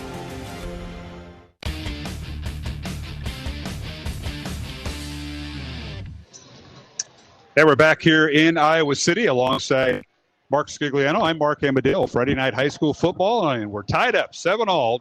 Number 5 Dowling, number 6 City High of Iowa City, as City High takes advantage of a Dowling bad snap on a punt. They get good field position. They take it in from the Dowling 26, and now on the kickoff, here's the Maroons with it, and wide open is Carson Brown. He has a seam across the 30. He's finally thrown down at the 40-yard line of Dowling. The Maroons will have great field position. But they'll bring their offense out, 1st and 10 from right around the 40-yard line. Skiggs, that was a 3, 4, 5, 6, 7, 8. That was a 9-play drive from the Dowling 46-yard line on the City High score. Yeah, that's and City High went to they were huddling right behind the ball, and then they were breaking the huddle, hurry up and getting up to the line and quick snapping it. Or they were just lining up right on the ball. They tried to keep us on our heels, and they did. They kept us on their heels and kept marching the ball down the field. So we're tied at 7. Dowling with the first down with 2:50 remaining in the first quarter. And the handoff is to the Dowling tailback, and that's Cam Middleton with it. And he pulls his way across left guard. He got stopped after about a 1-yard gain, and then the offensive line decided to help him push the pile a little bit and got him about another 4 yards on that one. Did. He almost got 5 just across the 45, but we'll call it there. And we'll bring up 2nd down and 6 for the Maroons. Tied at 7. Dowling with 2 tight ends. They bring in Drew Wingett. He'll be outside the right tackle. The other tight end, Jalen Thompson, outside on the left tackle. 2 receivers left. English, the quarterback, works out the shotgun. Here's a snap. The give is to Cam Middleton. Turns the corner right side and gets the first down across the 50 and down to the 45 of City High. That is a 10-yard gain. Mark, they had 10 guys up on the line of scrimmage for their defense. They had a safety back sitting there 15 yards. Otherwise, all 10 guys were up on the line of scrimmage. That's an interesting defense. You break past that first line, now it's only a safety. So do you simulate that in practice and bring 12 or 13 defenders in to assimilate too many people in the box? That's one way to handle it. All right, you count again. Yeah, everybody's in the box now. Carson Brown in motion as English with the first down at the Dowling 45. Give Cam Middleton again. Near side, he's got some room. He's near the first down. Depends where they spot his foot out. He right at the 40, inside the 40. They haven't decided at the 36-yard line. They'll spot him down. Yep. Again, they had the house coming, and Cam made one guy miss towards the backfield and got out to the outside and turned a nice 9-yard gain. This is becoming very interesting as City High with a 3-man down lineman, but then they got the other 8 players are just kind of in a scramble. We're going to split out Cooper Nicholson wide left, tight end Wingett, and Jalen Williams on each side of the tackles. And now a quarterback draw. And that's English with the football. Crosses the 30s, picks up the first down to the City High 29. I like that play call. They sent Cam out of the backfield. Safety went over. Linebacker went over. Kind of opened up the middle. Allowed us to get 5-6 yards out of the run. That was a nice play call. English with the gain of 7 gives Dowling a first down at the City High 29-yard line. Dowling going left to right towards the south end zone here. We're in their visiting white uniforms with maroon pants, white helmets with the maroon D and maroon numbers. First and 10 Maroons. Final 35 seconds of the first quarter. Again, tied at 7 here at Batesfield in City High, and a beautiful night. Handoff once again. Cam Middleton breaks the tackle, and he's down near the 25-yard line. It was stop and go for Cam, and he picks up about, I'm going to call it 4 yards on the carry. Yep, and then Alex Knudsen was in on another tackle for City High. He's all over the place on defense, making lots of tackles for him. So 4-yard gain, and that might be the final play. Dowling does not have to snap the ball. So we have come to the end of the first quarter of play with the score. Dowling Catholic 7, Iowa City High, the Little Hawks 7. And we'll return to Batesfield in Iowa City following these messages here on the Iowa Catholic Radio Network. Hi, this is Matt Wilkham, Executive Director for Iowa Catholic Radio. For 15 years, we've worked to be the best possible stewards of your gifts, knowing that this isn't our radio station, it's yours. That's why we can confidently ask for your financial support to be fully funded for the rest of the year. Join us starting Monday, September 20th for the Fall Carathon as we celebrate 15 years of connecting listeners with Christ. But you don't have to wait. Give now at iowacatholicradio.com. Thank you. It can be easy to forget about the dignity of another when we disagree with their ideas or actions. We start to focus on the things that make us different, and the thoughts start to divide us. Before we reach the conclusion of those thoughts, we must pause and remind ourselves that person with a different idea or lifestyle has great dignity. The next time you find yourself ready to go toe-to-toe with someone, remember that they have dignity and deserve respect, even when we disagree.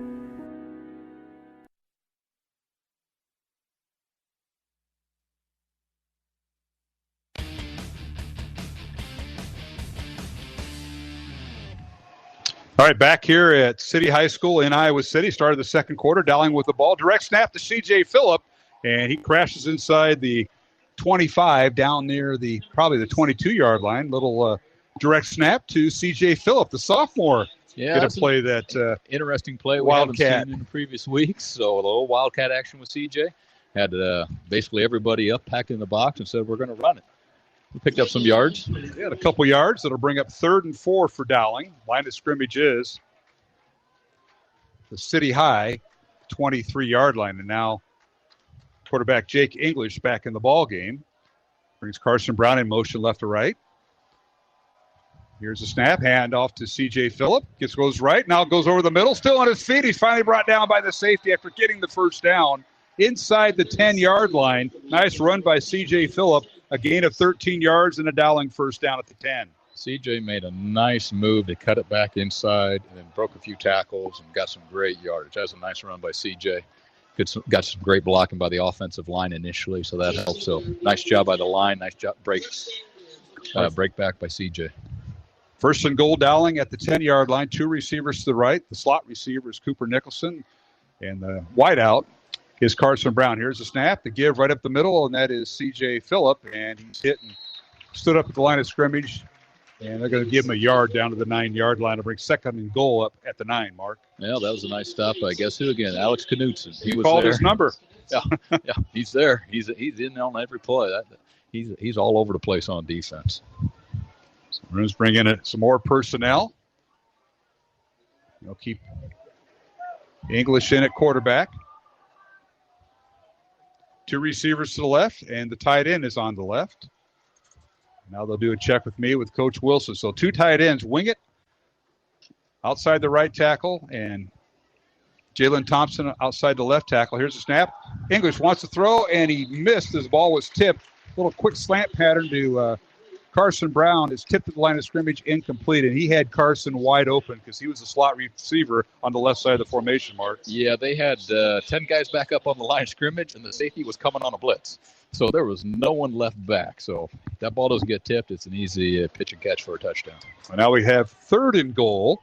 Dowling with the football at the City High 9-yard line with 10:07 remaining here in the second quarter. English with 2 receivers right and 2 to the left. One back in the backfield, and that's C.J. Phillip. And he throws the ball to Phillip. It's caught, overthrown ball, but Phillip might would have just let that go as City High was all over that play. A loss on the play. C.J. with the catch, and he was dropped as he made it back around the 14-yard line. They'll lose 5. That looks like John Klosterman, I think, for City High. Made a nice job staying with C.J. coming out of the backfield. As soon as C.J. caught it, he was tackled. Nowhere to go. Yep. So Dowling will lose 5 yards, and the Maroons now will try a field goal as they bring on Leon. Ball is down at the 25, and the kick is up, and it is good. A 35-yard field goal by Diego Leon is good, and the Maroons retake the lead 10-7 over City High of Iowa City with 9:20 remaining second quarter. We'll take a 1-minute break and return here on the Iowa Catholic Radio Network. This is Dale Ahlquist with a Chesterton Minute. How many times have you heard someone talk about how important it is to be progressive? Have you ever asked them what they mean by that? G.K. Chesterton says, progress is a useless word, for progress takes for granted an already defined direction, and it's exactly about the direction that we disagree. We can't have progress until we've stated what our goal is, and then we can determine whether or not we're moving closer to it or farther from it. The real question is not whether we are progressive, but what is our goal? My goal is to get to heaven and to help others get there too. What's yours? Want Chesterton for more than a minute? Visit our website at chesterton.org.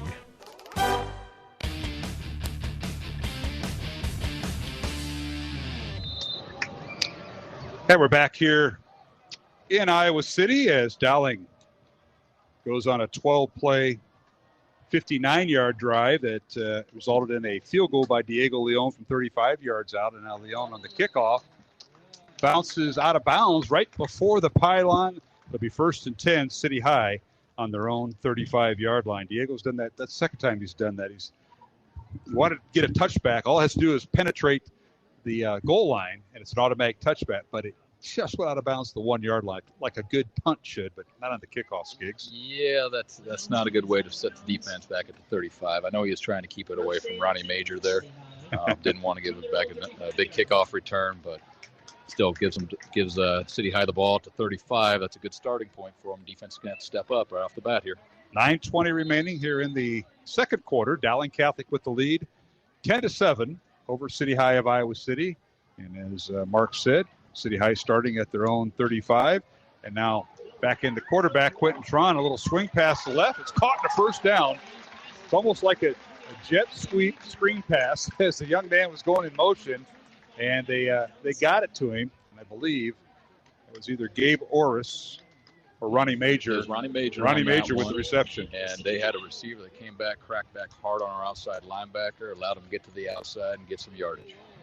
It's it all the way up to the 49-yard line. Major on a 14-yard reception. And here's the snap. Back to throw is Quentin Tron. Fires it left side. Pass incomplete. It went to the short side of the field. City High going left to right towards the south end zone. And they threw it towards the Dowling sideline, which was the short side of the field. They're going with an empty backfield quite a bit here, Mark, these last few plays. So they're trying to spread Dowling out, try and get the ball to the receivers out in space, see if they can make a move on our Dowling linebackers and D-backs and get some yardage. And they're taking their time now between plays. There's 15 left on the play clock. They've been snapping it right in the 20s, and now they're taking a little bit more time. 3 receivers to the right, 2nd and 10 from their own 49. City High with the football and the pass, a little lateral pass incomplete.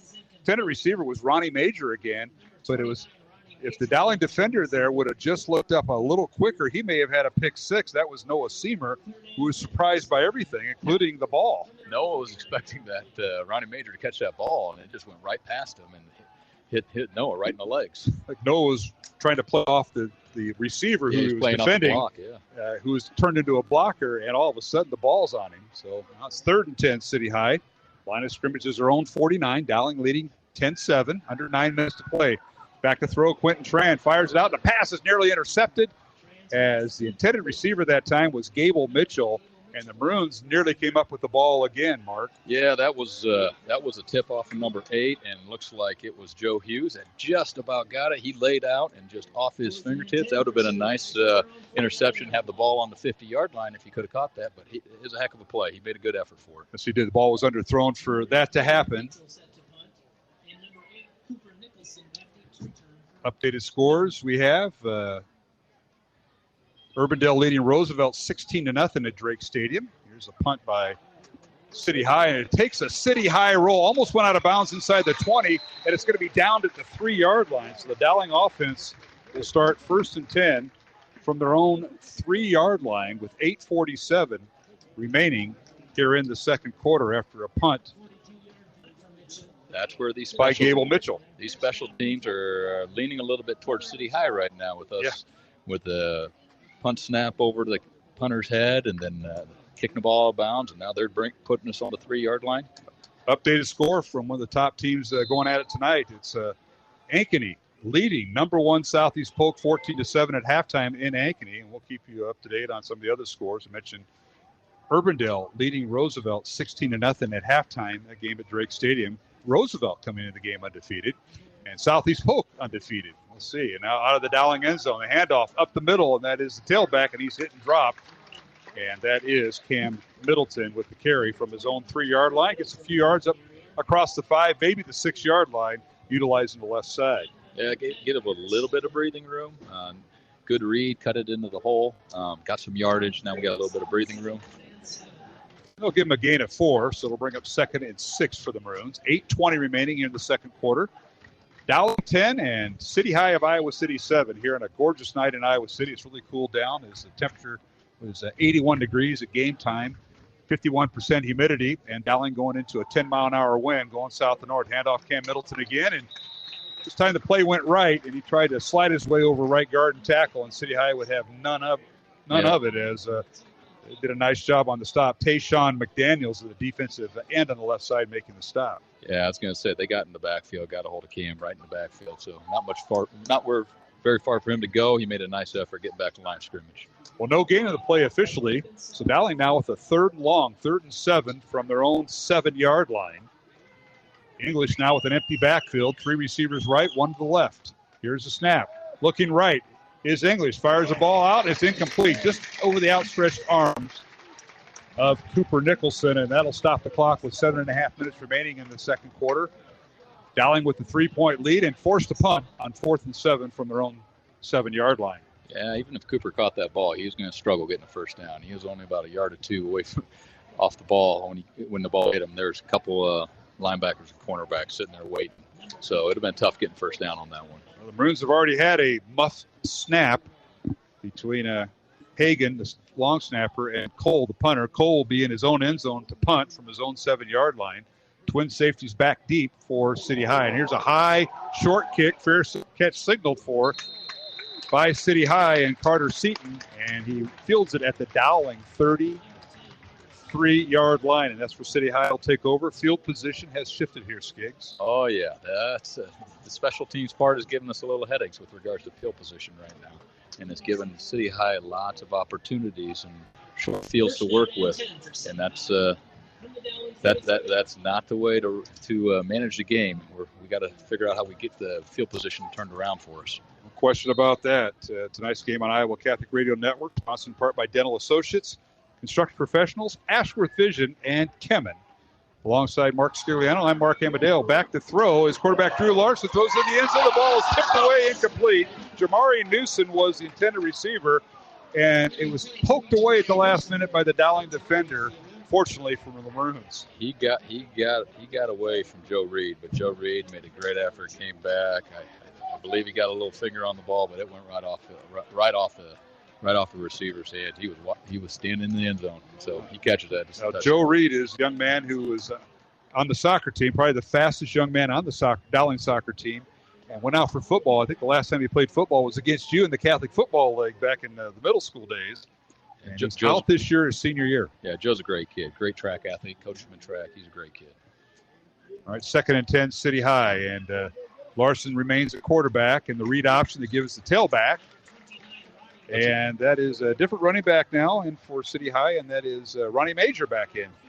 Pettis made a nice tackle on that. We also had looks like Joe Hughes was in there too. So Pettis made a nice step. They still picked up about 4 or 5 yards. So they'll give it a gain of 4, so it'll bring up 3rd and 6 for City High. The line of scrimmage, the Dowling 29, Dowling 10. City High 7 here with 6:45 remaining, second quarter. Now the option play right side, and turning the quarter is the tailback, and he gets out of bounds, and that's Ronnie Major, the junior running back at 5'9", 140, and not before picking up the City High first down at the 20. That was a nice play. They had sustained the blocks on the outside. Got a block on our cornerback and our linebacker. Townsend came across, made the tackle eventually, but they made a nice play on that. Yes, they did. So a gain of 9 for Major. And it's 1st and 10, City High from the Dowling 20. Quarterback is Larson, and he's going to be hit and drop. Little read option in the backfield. Try to get to Ben Keeter and read it to keep the football, and he was hit and dropped for a loss. And the Dowling defense swarmed him there. Yeah, it's a toss-up between Mata and Patton on who got that one. They were both there. Both get a half a sack officially, huh? Yeah, sounds good. So quarterback Drew Larson officially sacked on the play for a loss of 3. It's 2nd and 13, City High from the Dowling 23. Drew Larson, the 6', 165-pound sophomore, has time, fires it out, pass is caught. Shy of the first down around the 10-yard line is where he's run out of bounds, and that is John Klosterman, who is their other H-back/tight end on the reception. Yeah, they used Keeter as a decoy, ran him out, and then ran Klosterman right underneath him, wide open. So it'll be 3rd and 1. Play went for 12 yards.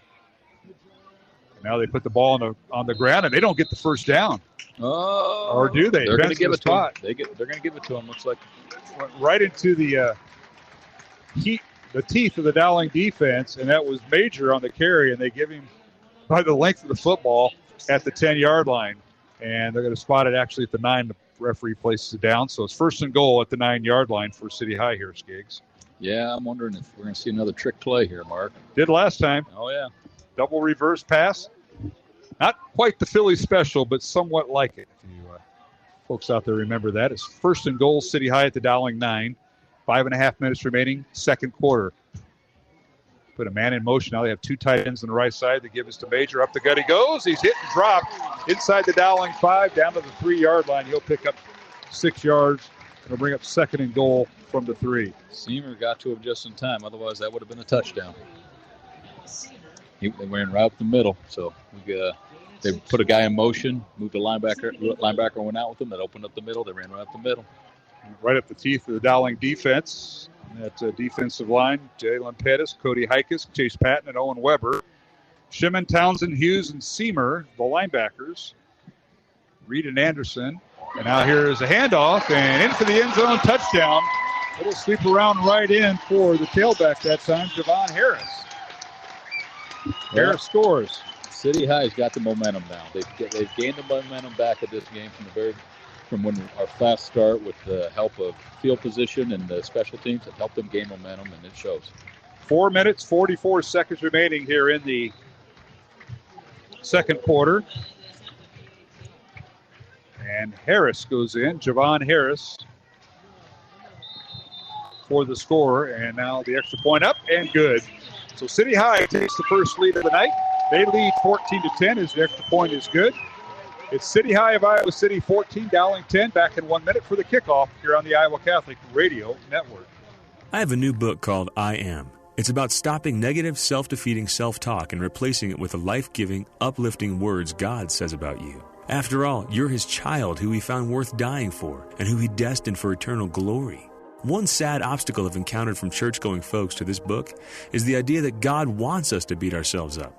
They think it's holy to put themselves down, to say, I'm just dirt, I'm nothing. After all, at every Mass we say, Lord, I'm not worthy that you should enter under my roof. Well, that's true, but you need to remember what happens within moments of you saying you're not worthy. The God of the universe comes to you in Holy Communion. God replies, I declare you worthy, not because you have it all together, but because you're mine. True humility is reality, friends. And the reality is you need to start living, thinking, and carrying yourself like you have royal blood. Because believe it or not, it's true. For more from my book, I Am, visit rewriteyourname.com. I'm Chris Stefanik from Real Life Catholic. Listener-supported Iowa Catholic Radio, 1150 AM KWKY Des Moines, 94.5 FM K233BT Des Moines, 88.5 FM KIHS Adel, 90.9 FM KLOX Creston.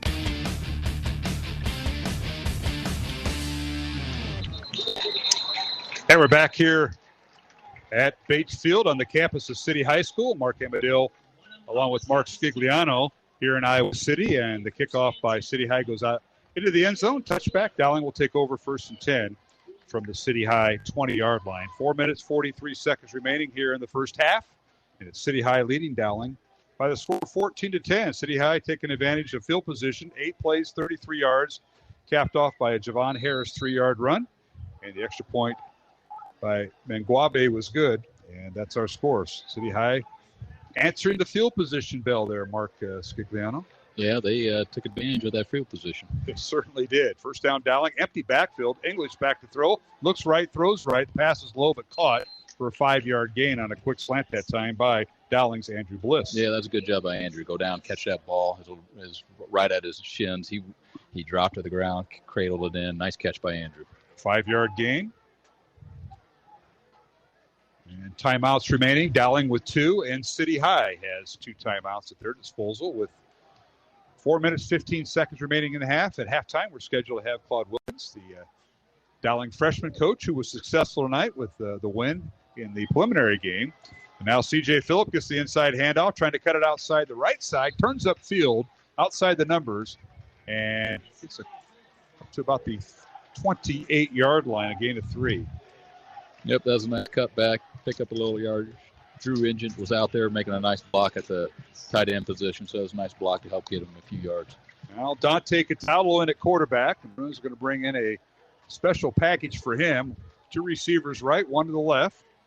It's 3rd and 2 Maroons from their own 28-yard line. Cataldo calling out signals. Here's a snap, and he's going to run it. Turns the corner, cuts up field, falls forward, and we're going to spot him down shy of the first down, it looks like, right around the 29-yard line. He may have gotten a yard. Yeah, that was it. The QB stretch. Run him to the short side of the field. And just ended up a little short. They knew it was coming. They could see it. They started moving their linebackers over that way. They knew it was coming at them.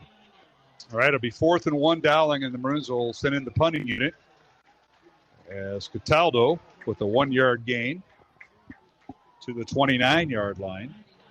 Yeah, Mark, this gets back to sustaining drives. I mean, another 3 and out by the offense. It's going to put the defense back on the field and try and have to hold City High with 3 minutes to go. Dowling will be punting as the Maroons now will. We got a timeout. We got a stoppage to play here. Mike Vinn is our official. 23-0 Urbandale leading Roosevelt. And looks like we had a delay of game. So delay of game on Dowling. 5 yards back again. So last report, Urbandale 23, Roosevelt nothing. And that's in the third quarter from Drake Stadium. Dowling backed up 5 yards to their own 24-yard line. And now John Cole in to punt. Hagan will snap it to him. High snap, but Cole handles it. And high end-over-end kick. Fair catch signal for inside the 50 and fielded by Gable Mitchell at the 45-yard line. That's where City High will start. 1st and 10 from their own 45-yard line. Mark Scigliano with 2:34 remaining in the half. City High with 2 timeouts and 55 yards away from the end zone. Again, you look at their field position. Another beautiful spot for them to start. And they got 2.5 minutes. That's plenty of time to march 55 yards. They did a nice job moving the ball last series. Dowling defense is going to have to step up to keep this game just 4 points going into half. Well, City High will bring in their, see if they rotate their quarterbacks. Last series they had Larson in, so this will be a Quentin Tron's turn. Yep, they're going to keep Larson in there. Looks like Larson's still in. Coach Mitchell told me yesterday, he said if somebody has a hot hand, we'll keep him in there. They hand off the tailback, and that's Major. And Ronnie Major spins out of a tackle and gets a couple yards up to the 47-yard line, a gain of 2. Yeah, Pettis was the first one to hit him there. That was a nice job by Jalen to get him, keep the clock running also, because the clock is not our friend at this point. Again, each team with 2 timeouts as we're in the final 2 minutes and 10 seconds of the first half. 14-10 is our score. City High leading Dowling Catholic. Battle of number 5 and number 6 on the Class 5A top 10 this week. Now a little play action. Here's Larson back to throw, fires it out, and it's caught. And upended is the receiver that time. That's Ben Keeter, who was upended by the Maroons. And it'll be shy of the first down at midfield is where he's tackled after a gain of 3 there, Skiggs. Yeah, Noah Seamer took out his legs, and he went head over heel. That's a dangerous play. Hopefully it doesn't.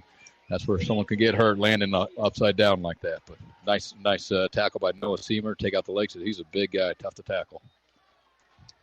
So now it's 3rd and 5, City High. The ball on the right hash. They're going left to right with 2 receivers to the left. To the right, they'll go with 1 back in the backfield. Here's Larson. Drew fires the ball out, and the pass is caught? Yes, it is. But it'll be 4th down. Caught at the 46-yard line, a gain of 4. And that was an interesting catch that time by City High. Making the catch is Achille Maddox. Yeah, that was a little wide receiver screen. Defensive lineman helped out, peeled back, helped with the linebackers on that one. And they're going for it from the 46 of Dowling, and the Maroons now guilty of being in the neutral zone. Yep, Pettis just jumped offside, so gave him the first down.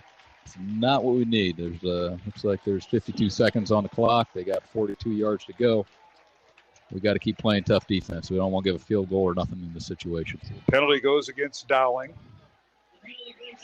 And this will give City High a first down at the Dowling 41-yard line. Looks like we got a timeout on the field. I don't know what's going on. The officials are going to huddle together. 44 seconds remaining. Or 4 minutes and 44 seconds remaining, excuse me. Is that right? No, it is 44 seconds. The digital clock is on, and now the officials are huddling. And it's not a timeout. It's an official's timeout. Let's see if we get the call from Mike Vint.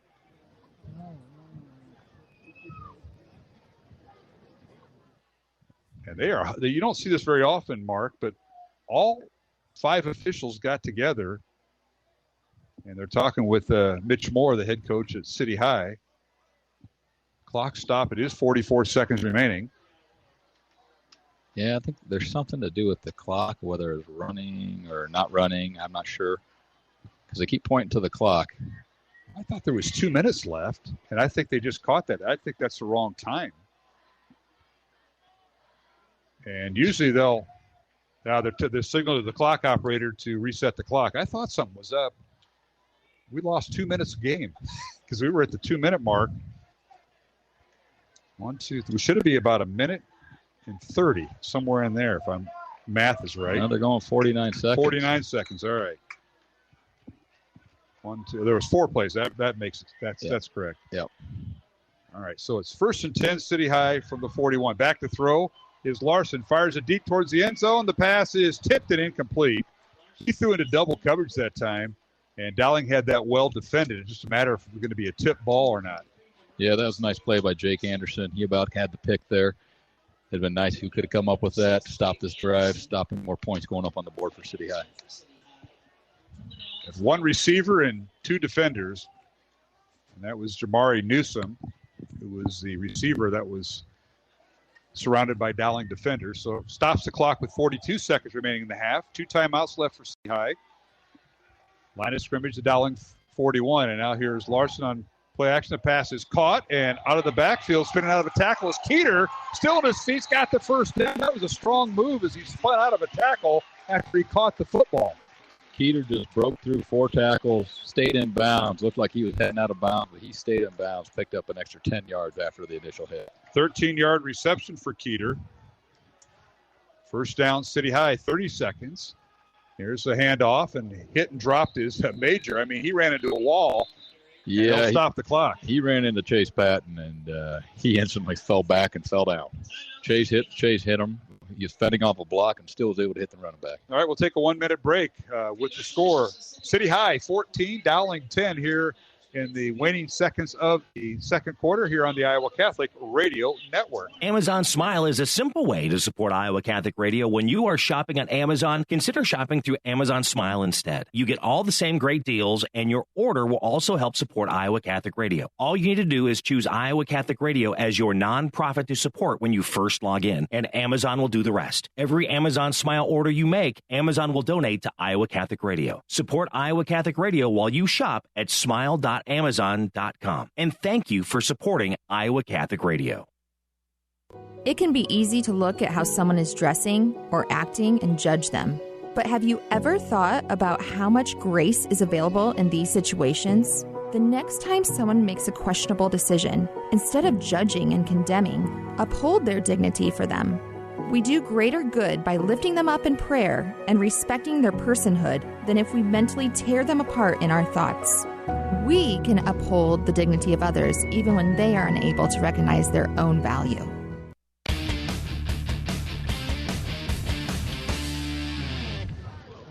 And we're back here in Iowa City as on 2nd and 10, a throw to the end zone. The pass is knocked away by Dowling. Incomplete. Blake Anderson, outstretched arms, knocked it out of bounds as they went up top, did Drew Larson, as the City High quarterback went for broke on a 2nd and 11 from the Dowling 29, Skiggs. Blake made a nice play on that ball, knocked that ball down in the end zone. A quarter second longer, and Pettis was on that quarterback. Quarterback took a hit from Pettis as he was releasing it. That's right. There was pressure in the backfield as we were at break, and now it's 3rd and 11, City High, 17 seconds remaining. Larson back to throw. Now he's got more pressure, and now Larson runs his way out of it. Down the far sideline he goes. He's finally corralled right about the line of scrimmage. They may give him a couple yards. That'll stop the clock with 7 seconds. It'll bring up 4th down. 4th and about 9 as a timeout called by City High. We'll keep it here, Skiggs. Pettis came around the outside and forced him up in the pocket, and he had a hold of his jersey, just couldn't bring him down. He was able to flush him out, and then there was a whole slew of defense flowing after him. He picked up a couple yards, but still going to make for a long 4th down. They're probably going to go for the field goal. It's going to be a long field goal try, I would assume. Yeah, I'm not sure how that works out. City High has not kicked a field goal this year, and they're Well, they haven't had to. They scored a lot of touchdowns. Yeah, this is, tonight, City High has given up their first touchdown of the season when Dowling took the early lead by Cam Middleton. And then Diego Leon with a 35-yard field goal. That's been all the scoring for the Maroons. City High with 2 touchdowns. And now let's see if they're bringing out the field goal. Yeah, this will be a long one, though. Line of scrimmage is the Dowling 26. They're going to spot it at the 33. This will be a 43-yard field goal attempt. I'm wondering if there might be a trick play coming out of this one, too. It doesn't look like it. They don't have anybody leaking out there, if you will. Kungalo Benguabe, 43-yard field goal from the left hash, and it's a low kick. It goes under the crossbar, and it's no good. So Dowling will take over on the 20-yard line, almost like a punt with 2.5 seconds remaining. The field goal no good from 43 yards out. Score remains 14-10. City High leading Dowling, and the Maroons will probably take a kneel down and go into halftime trailing by 4. Yeah, that was I don't think it got above the crossbar, but it stayed in the air for quite a while. It was a nice soccer kick. Tonight's game here on the Iowa Catholic Radio Network, brought to you in part by our good friends at Northwest Bank, Skeffington's Formal Wear, the Catholic Tuition Organization, and Mercy One. Now Jake English will come out as the Dowling quarterback, work out of the shotgun. Dowling will have one final play, 2.4 seconds. He'll give it to the tailback, and he's hit and dropped right at the 23-yard line, and that'll end the first half of play. The carry by Cam Middleton. As City High leads at halftime, 14-10 over Dowling Catholic. And Skiggs, give us a quick rundown before we go to break. Your thoughts on this first half is Dowling did get the early score, as we mentioned. That Dowling started off quick, but City High finished with 2 touchdowns in the half. City High did a nice job of coming back and responding to the quick start that Dowling started off with. And then they came back, they responded, they took the lead. The thing that helped City High was they did a nice job of changing the field position through special teams. So their special teams helped change the field position. They had two short fields to go for their touchdowns. That helped out a ton. So that's a way to get a lead, is to make sure you get to win the field position battle with special teams. Puts the defenses back against the wall. Our defense was out on the field quite a bit again because we had quite a couple. I think we had like 3 and outs, and that kind of hurts. Puts the defense right back out on the field. And Iowa City took advantage of it. They're not wearing down, that's for sure. Iowa City's still at full speed. Absolutely. Well, game 1's in the books tonight, as the Dowling freshmen had a win tonight. We're going to talk to their head coach. But first, Coach Seifert. Yeah, he coaches third base in baseball, and he brings the most accurate stats you can have. Coach Wilkins, you got to get him on your staff, boy. He brings some pretty good numbers here. So we'll go through the first half stats with City High leading Dowling 14-10 here at Bates Field in Iowa City. City High with 132 yards of total offense in the first half. Dowling with 83 yards. Maroons passed for 47 and ran for 36 yards. City High 77 yards in the air and 55 on the ground. Dowling penalized 3 times for 20 yards. City High 2 times for 10 yards. Dowling with 6 first downs. City High with 10. Quarterback Jake English, 3 out of 7 passing for 47 yards. No touchdowns, no interceptions. Drew Larson, 7 out of 13 passing for City High with 58 yards, no touchdowns, no interceptions. And Quentin Tron, 1 completion in 4 attempts for 14 yards. Leading ball carrier for Dowling is Cam Middleton, 9 carries, 38 yards. He has a lone Dowling touchdown. C.J. Phillip, 5 carries for 22 yards. And Jake English, 1 carry for 7 yards. For City High, Ronnie Major, 8 carries for 27 yards. And Joey Bauska, 8 carries for 20 yards, leading the Little Hawks in the first half. Leading receiver for Dowling, Cooper Nicholson, 1 catch for 47 yards. That was on the first play of the game. And Andrew Bliss, 1 catch for 5 yards. For City High, John Klusterman, 2 catches for 22 yards. And Ben Keeter, 3 catches for 19 yards. Ronnie Major, 1 catch for 14 yards. Javon Harris, 1 catch for 13. And Drew Larson also caught a pass for 5 yards. So 6 different receivers making catches for City High as they spread the Dowling defense. Again, City High with 132 yards of total offense at halftime. Dowling Catholic with 83. Thanks to Coach Jarrett Seifert for keeping the numbers. We'll talk to him at the end of the game. We'll take a break. Halftime score, City High 14, Dowling 10. Back with the head coach of the freshmen at Dowling Catholic, Claude Wilkins, will join me here at halftime. So stay tuned here on the Iowa Catholic Radio Network. Weekdays at 5 p.m., it's Catholic Answers, a live call-in program to offer Catholics and non-Catholics a chance to talk with world-class apologists and theologians. Catholic Answers, live on the Iowa Catholic Radio Network, connecting listeners with Christ. Support for Iowa Catholic Radio provided by Northwest Bank. Commitment you can bank on. Northwest Bank is a community bank serving Iowa and Nebraska. NW.BANK. Thank you, Northwest Bank, for supporting Iowa Catholic Radio. Did you know you have a choice in your child's education? Smaller class sizes, dedicated teachers, a sense of community, and a caring learning environment, whether it's in the classroom or at home. Diocese of Des Moines Catholic Schools deliver the best value in education, and we offer tuition assistance to help you afford it. Learn more about how the Catholic schools in the Des Moines Diocese might be the right choice for your child. Visit dmdiocese.org/schools.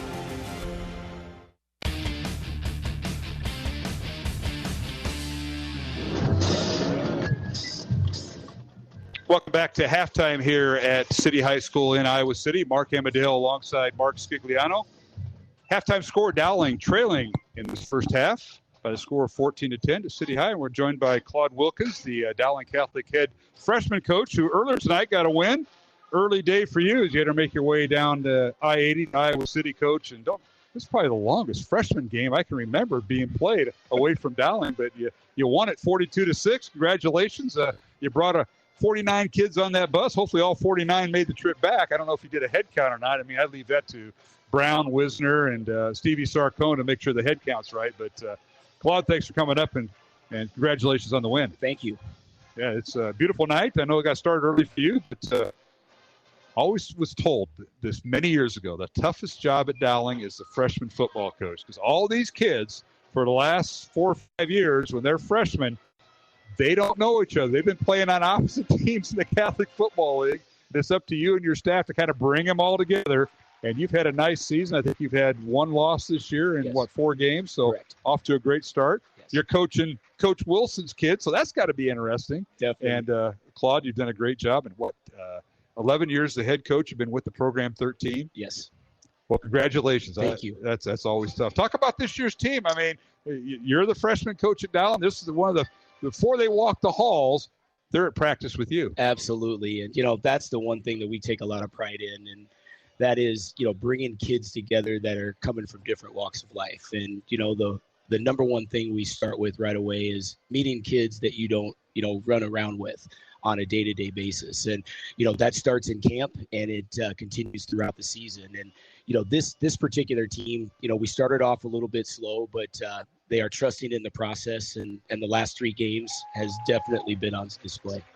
Well, that's great, because you played basically the same schedule as the varsity, if I'm not mistaken. That is correct. Southeast Polk, Northwest, Waukee Northwest, Ankeny, and then here tonight in Iowa City. So it's the same schedule as the varsity. And you get to play before the varsity tonight and next week against Council Bluffs Lincoln. So that's exciting. Back to those old double headers we used to have. We haven't had them since the COVID thing kind of shut all that down. But that's got to be fun. Definitely. And, as I told our kids, we're up here to take care of business, right? It's okay to have fun and, take that bus ride and different things like that. But at the end of the day, it's a business trip for us. And, our kids came out and executed the game plan almost to perfection today. And, I couldn't be more proud of the kids. And most importantly, thanks to my coaches as well, too, because obviously our success comes as a group and not as individuals. Well, Coach, I happened to catch a game. I think it was one of the games you were playing at home this year.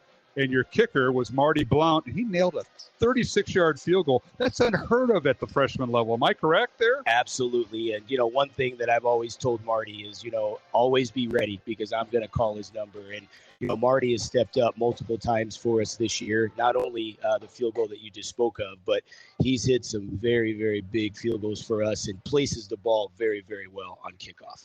Visit with Claude Wilkins here at halftime. He's a Dowling freshman football coach here on Iowa Catholic Radio Network. Dowling trailing at halftime 14-10 to City High in Iowa City on a beautiful night here in Iowa City. Mark Amadale along with Mark Scigliano on the broadcast tonight. And Coach Wilkins, you look back at this team and getting kids together. Let's talk a little about your offense. I think you've gotten a couple quarterbacks involved with and I know this from standing next to Coach Wilson, because he's kind of helped me here the last couple of weeks. So I said, hey, when I get Coach Wilkins on, I know a little bit about what this is about. But you have 2 quarterbacks that are doing the work, and kind of like what we've seen out of City High tonight at the varsity level, and it's working for you this year. Talk about that a little bit. Yeah, absolutely. So, when we come to camp right away, obviously our whole goal is to develop the talent and prepare them for the next step. And, we have 2 very, very good quarterbacks that command the offense, do a really, really good job of carrying out exactly what I'm asking them to do on a play-by-play basis.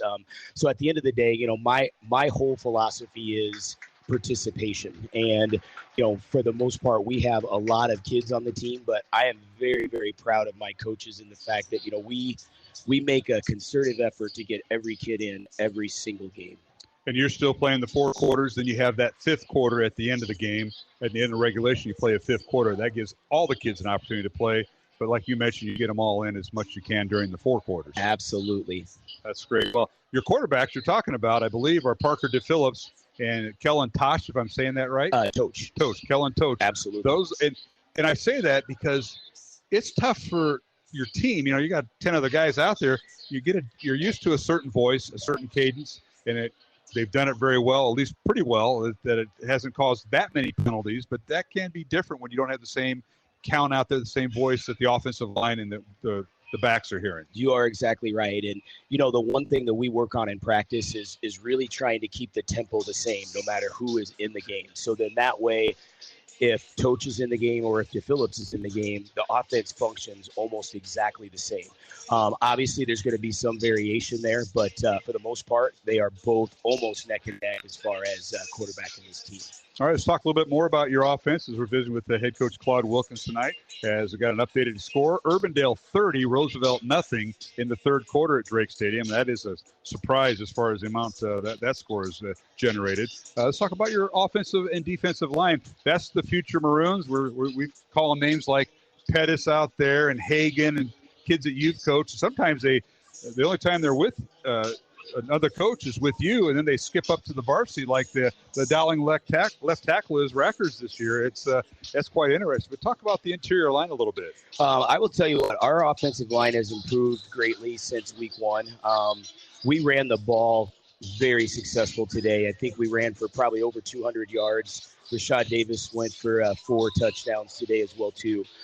Defensive line, we have – I'd say about 2 or 3 guys going both ways, but which is also a challenge as well. Sure. But defensively, we have really began to rally to the football. Early on in the season, it was single solo tackles, and now we are gang tackling, which is exactly what Coach Gravy asked for on a day-to-day and a play-by-play basis. Is 11 hats to the football, and our team has really, really taken that message to heart, and that's what we've been seeing over the last couple of weeks.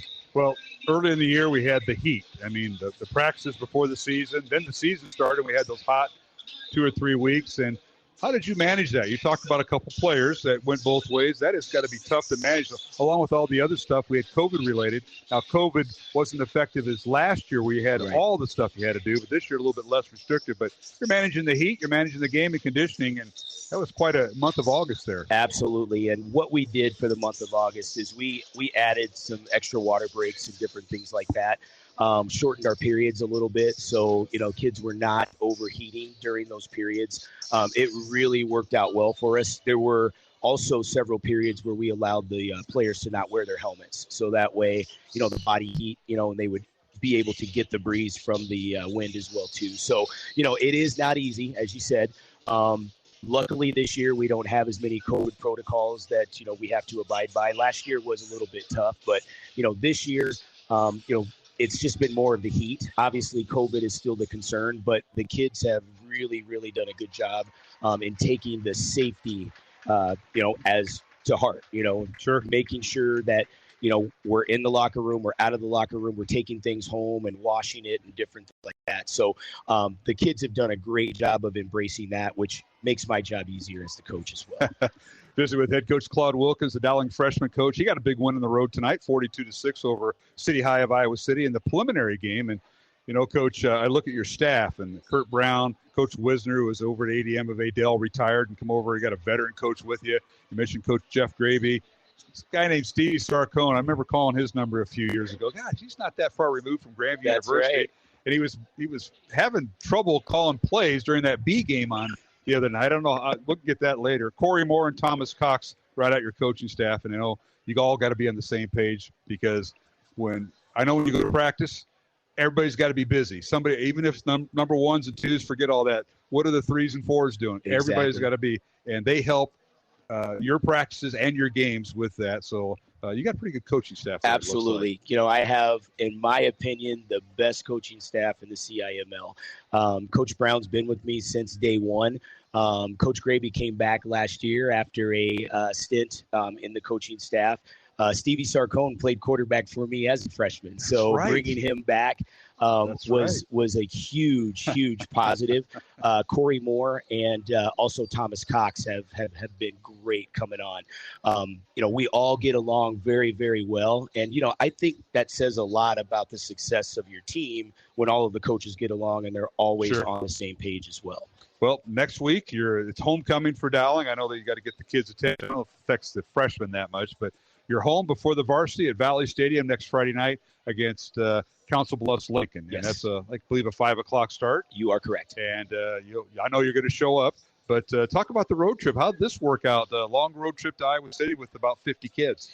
Honestly, it went really well. The only thing, obviously, we had to wear masks on the bus. And, as I shared earlier, the kids took that message to heart. Before we got on the bus, it was, if you're not eating, if you're not drinking, the mask is on. And, countless times I would look back in the bus and everyone had their masks on. Good. So, it was a fun trip. But as I told the kids, it's always fun to play on the road. But again, remember, we're here to take care of business. And, they did that. And after the game, if you would have heard the locker room, it was just priceless to hear that. 42-6 the final. The Dowling freshmen improved their record to 3-1. The head coach is with me tonight, Claude Wilkins. Claude, thanks for all you do. 13 years at Dowling, 11 as the head coach. There's a lot of time and effort. We thank you and your family for, letting you out every fall. Working with Coach. Tom Wilson's such a great guy. I do have one question for you. This is not coaching related. Okay. How many pairs of shoes are you up to now? And if folks don't know this, this is the Mr. GQ in my book is Claude Wilkins. Clothing, but he said ask him about his shoe collection. Well, up to 100? I'm almost to 300, to be honest with you. Well, he was off there.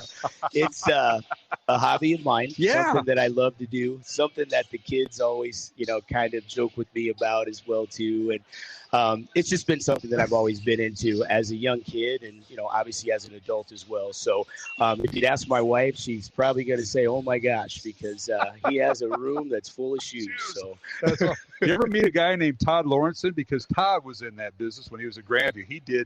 He was a big shoe collector. And he sold some on eBay and that, but he was in the shoe bit. Adidas, Nike, you name it. That's me. That's you too. That is me. I'll have to introduce you to Todd because he's now the head men's basketball coach up at Mount Marty in South Dakota. He's been up there, but he's been doing this since college. Okay. It's like another shoe guy. So, Claude, thanks for joining us at halftime. Best of luck to you. Hope your team stays safe and healthy, and we look forward to the future Maroons tonight in the future on Friday nights. Great job out of you and your staff. Thanks, and thanks for having me. You bet. Claude Wilkins, my guest here at halftime. We'll take a break and come back. Our halftime score is City High of Iowa City 14, Dowling Catholic 10. Back with Coach Skiggs after this 1-minute break here on the Iowa Catholic Radio Network. This is a Young Catholic Minute. Why is contraception wrong? In sex, the husband and wife give themselves to each other fully, freely, faithfully, and fruitfully, which is the kind of love that everyone longs for. No one says, I hope my wife cheats on me, or I want my soulmate to hide things from me. So why is I love you but not your fertility okay? Christ showed us true love by giving his whole life freely, without reservation, never abandoning us, even if it meant dying on a cross. This sacrifice gave us eternal life. If you've been listening, you might get where we're going. Sex is only loving when it's a free, total, faithful, and fruitful gift of self like Christ's love. In fact, in every Catholic marriage ceremony, the bride and groom vow to love each other in this very way. So you decide, do you want your marriage to reflect God's love? Or would you rather settle for something less? For more Young Catholic Minutes, go to youtube.com/youngcatholic. Listener-supported Iowa Catholic Radio. 1150 AM KWKY Des Moines. 94.5 FM K233BT Des Moines. 88.5 FM KIHS Adel. 90.9 FM KLOX Creston.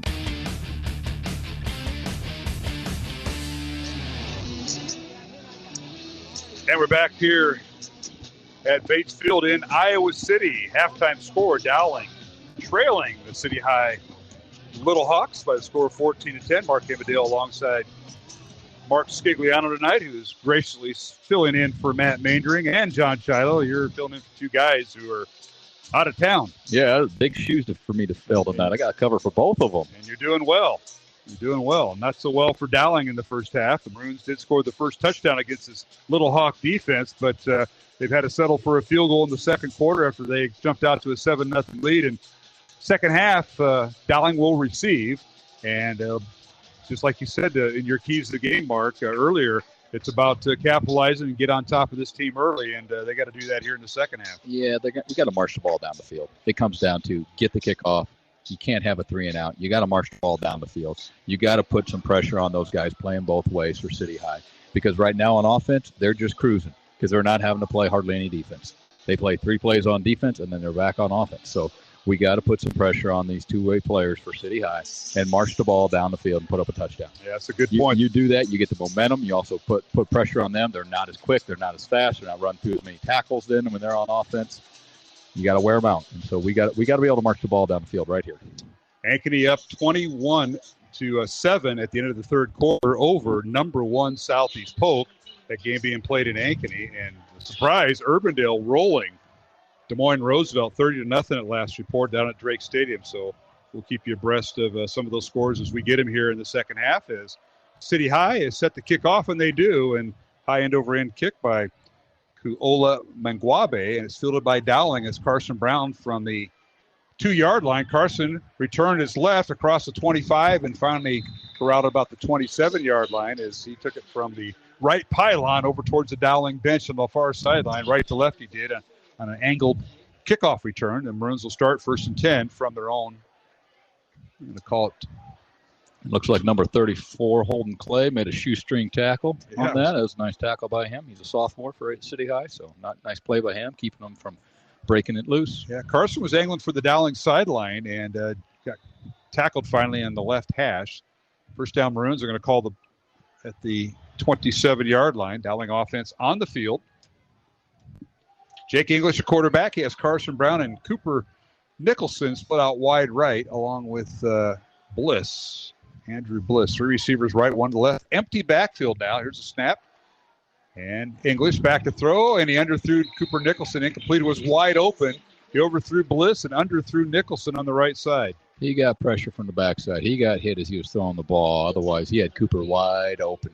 If he had another quarter second, he's releasing that ball, and it's a complete pass, and Cooper might still be running. Yeah, that's pressure will do that to you, as you know. So we'll bring up 2nd and 10 for the Maroons. Dowling going with 2 tight ends here. And the handoff goes to Cam Middleton, tries to turn the corner, and a nice individual tackle that time by John Klosterman, one of their 5 two-way players at start. And he makes a stop after a gain of 3. Yeah, I was going to say, Cam tried to stiff arm, get him off him, but he was able to drag him down. Cam had a good chance to get the first down on that run if he would have break through that tackle. All right, the City High fans, you can hear them in front of us. It's 3rd and 8 Dowling. Line of scrimmage is the Dowling 30. English with 2 receivers left. Dowling going left to right. Back to throw is English. Fires the ball downfield. Got a man open, but he just overthrew him at midfield. Incomplete to Cooper Nicholson. Yeah, he had him. Cooper broke free at the last second. Jake just kind of threw off his back foot a little bit, led him too far. Yeah, that was an opportunity we need to get back, and here we go, 3 and out. This is what we didn't need to do starting off this second half. Yeah, so John Cole in to punt for Dowling. Came into tonight averaging 32.5 yards per punt. Maroons will be 4th and 8 at the 30-yard line of Dowling. Cole will stand back at his own 15-yard line, awaiting Hagen's snap. Good snap. And the punt's away. And it's a wobbly kick, and they'll let it bounce inside the 30. Takes a Dowling bounce inside the 20. And it'll be down right around the 13-yard line. So a nice kick by John Cole. And one of the upbacks for this Gable Mitchell let it roll. I thought he was going to fair catch it, and he did, and it gained an extra 15 yards in Dowling's favor. First down, City High from their own 13, Skiggs. He stood right underneath it. I thought he was fair catching it, and by not fair catching it, that turned into an extra 17 yards, pushing his offense back. So it makes it a little tougher on their offense, maybe a little bit of a momentum swing for the Dowling defense. Here's something to think about. The wind has picked up a little bit. It's still out of the north, so Dowling has the wind at their back as the City High offense goes into the wind, right to left or south to north as well. They'll take it. Valley 35-3 over Waukee in the fourth quarter at Valley Stadium tonight. We'll keep you updated on some of the scores they come across. First down, City High from their own 13-yard line. And they have the second of their 2 quarterbacks who did not get the start tonight. Quentin Tran in there, more of the running quarterback, and he hands off to the tailback, and he gets a yard up to the 14-yard line. Yeah, it looks like Major on the carry. Looks like Owen Weber on that tackle, and then we also had Joe Hughes, I believe, was on the end of that. So Owen Weber did a nice job catching him around from behind and holding him to just a yard. So to bring up 2nd and 9. This is where the Dowling defense has to get the field position switched, as the City High did earlier in the contest.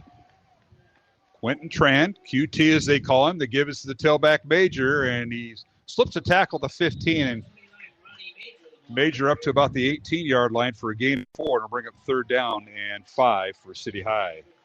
Yeah, that was he did slip through that tackle. We had him by the ankle right at the line of scrimmage. He slipped through, picked up a few extra yards. You had Shimon in there. Looks like Patton was in there on the tackle. So Dowling's defense is flowing to tackle. We're just not getting them at the first hit. They're getting past that first tackler. Big play here. It's 3rd and 5 City High from their own 18-yard line. We got Major in the backfield, 2 receivers to the left, and now we've got a penalty flag out, and we've got offside Dowling. Tough break for the Maroons. Somebody lined up in the neutral zone. That looks like it's going to give them a first down, Mark. And it will. It's 3rd and 5, make it 1st and 10. Ball will be moved up to the 23-yard line. Yeah, that's a tough break. Well, yeah, they're going to give them the first. I was going to say, I thought they were going to not give it to them. They're giving them the first. So, I mean, that's where you had your chance to get them out and give them a first down. Second time the Maroons have given up a first down via the penalty. Yep. That's never good. And lining up all sides does not make defensive coaches happy. No, it does not. All right, 1st and 10, City High from their own 23-yard line. 14-10, City High leads Dowling. We're in the 3rd quarter, 9.5 minutes remaining. As back to throw, Quentin Tron fires it off the right side. It's caught up for a short gain near the 28-yard line to pick up a 5. There we go. The running quarterback throwing and throwing quarterback running. So they definitely, both quarterbacks can do both. They can run. They both can run. They both can throw. Yes, they can. And that was Javon Harris on the reception. So to bring up 2nd down and 5 from the 28. The give is to the tailback Major. Breaks one tackle and gets into the second layer of the Dowling defense and is up near a first down at the 32-yard line. We'll see where they spot it. Again, we had him hit at the line of scrimmage, and he went right through that tackle and picked up the 5 yards, and they are going to leave it short. They're going to say 3 inches to go. They're going to say Boska was the ball carrier. They took Major out and put Boska in for a play. He came up a yard short, so it's 3rd and 1 from the City High 33-yard line. Game clock at 8 minutes, 20 seconds. City High undefeated at 3-0. They're ranked 6th in the state. Dowling with a record of 1-2, and they are ranked 5th in the state. Quarterback sneak by quarterback Quentin Tran, and he's got the first down, apparently. He crossed the 33. That's what he needed to do. Yeah, I think they're going to give it to him. It was a pile-up, but they're going to give him enough just by a hair. He's got the first down again. They're running through that first tackle. That's what's getting them. They should be 2nd long, 3rd and long, and they're getting past the first tackler and picking up an extra yardage. So it's making 3rd down very short and very manageable for them to get. Yeah, it is. So it's first down City High from right between the 33 and 34-yard line. Looks like they're bringing Quentin Tran back in to play quarterback on this one. They're swapping the quarterbacks out about every play. Here's a snap. Tran the handoff and smothered in the backfield inside the 30. The Dowling defense all over that play. And there's a couple of names you can mention. One of them being Coach Scigliano is Jalen Pettis. Oh, yeah. Pettis came in hard on that one. If quarterback would have pulled it, he might have been still running. We didn't have anybody out there. Quarterback gave the ball, and Pettis was right there to say hello to the running back. And I think they left Boska in there, and he took the brunt of that hit. I'm sure he'll feel that one tomorrow morning. Yeah, ball back to the spot forward progress at the 31-yard line, so a loss of 2. And it'll bring up 2nd and 13 for City High. 2 receivers left. Option play right side. That's Boska trying to get around right side. And good job by the Dowling cornerbacks. They pinched him outside, and they kept him from turning outside. And maybe like a gain of a couple. Yeah, it looks like Jake Anderson is one that forced him out. He did a nice job of getting off a block, coming up, forcing them to go out of bounds. That was a nice play by Jake out there.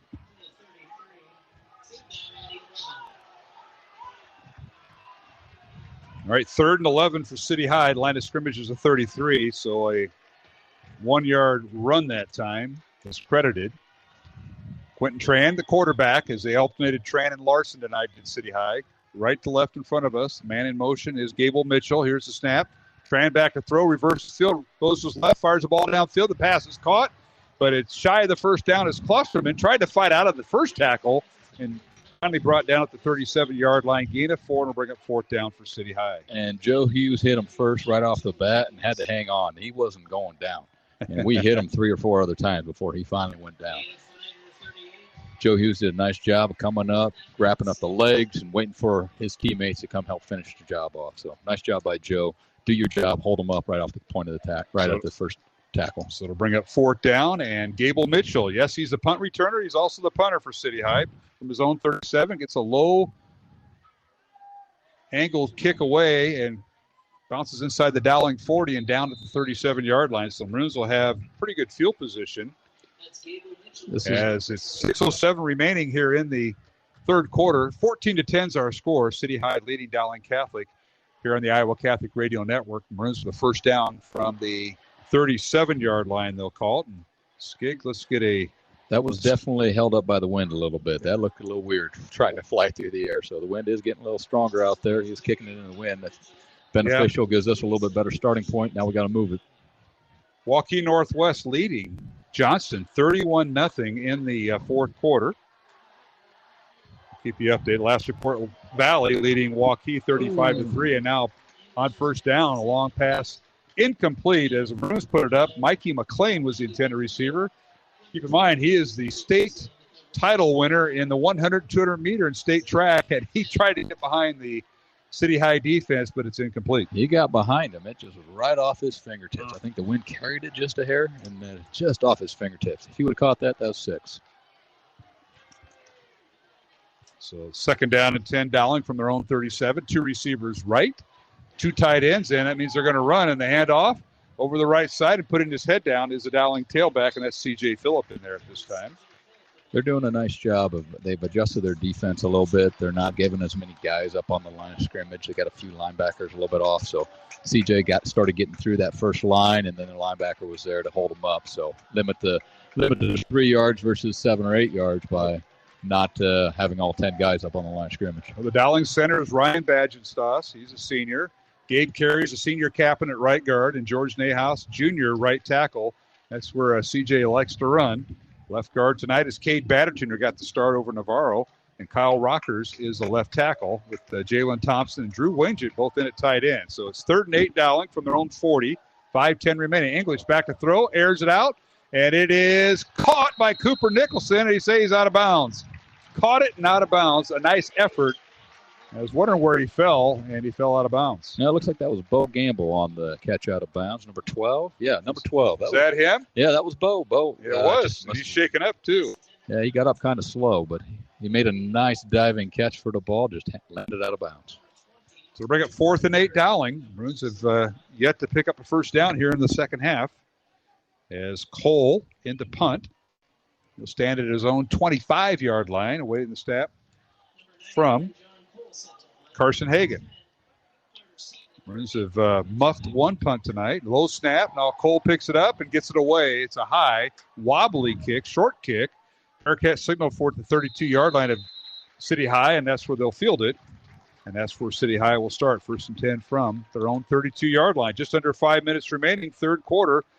Dowling without a first down here in the second half. The Maroon defense goes back out. And here comes the Iowa City High offense. Yep, 3 and out.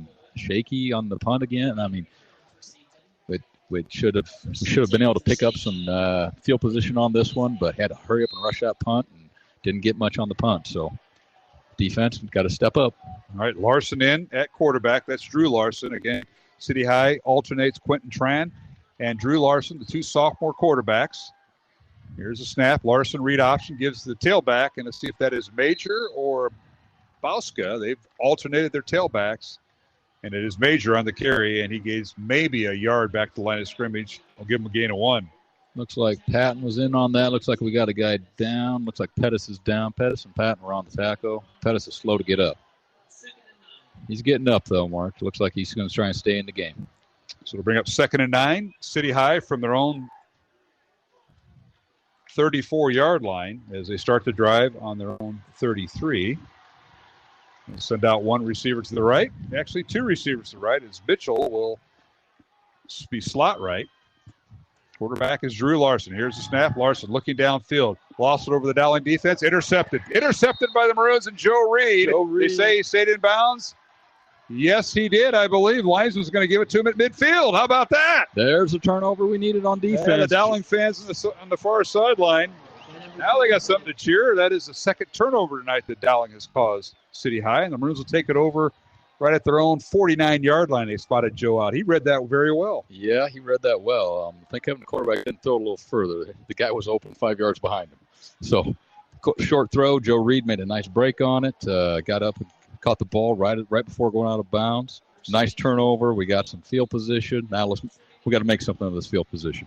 It's 1st and 10 Dowling from their own 49-yard line. 4 minutes, 11 seconds remaining here in the third quarter. City High leads it 14-10 here in the third quarter. English at quarterback. The give is to the tailback, Cam Middleton, and he's loose. He's got the first down into City High territory, and he's tackled right at the 36-yard line. 15-yard gain on first down for Cam. Well, I tell you what, Cade Batterton threw one heck of a block on that defensive end and helped free up Cam getting into the middle of the field. Nice block by Cade. Nice job. Burns going tempo. It's 1st and 10 Dowling from the 36. Again, a handoff Cam Middleton, left side, puts his head down, picks up 5, maybe 6 yards. He's inside the 30 to the 29 for a gain of 7. Looks like our linemen are saying, feed us. Feed us. We just want to keep running the ball, and they are getting downfield. They are blocking downfield. 7-yard run. Now Maroons with the 2nd and 3 from the City High 29. English to give to Cam Middleton. Decided he runs the left side, tries to get outside, angling for the far sideline at the first down. And I think he got it, but too much of a cluster over there for us to decide. We'll see what the officials say. Yeah, it looks pretty close. Looks like he's going to give it to him. I tell you what, again, line surge. We had a 3-yard push on that left side of the line. Helped him get the edge. Helps get the first down. It is first down Dowling, and they're going to spot him down at the 26-yard line, a gain of 3 for Cam. And he went to the short side of the field. The ball's on the left hash, and the Maroons kind of worked that here. 1st and 10 Dowling from the 26-yard line. Here's Middleton again, or is that CJ? Phillip in there? Yeah, Phillip. They alternated tailbacks again, and CJ gets the carry.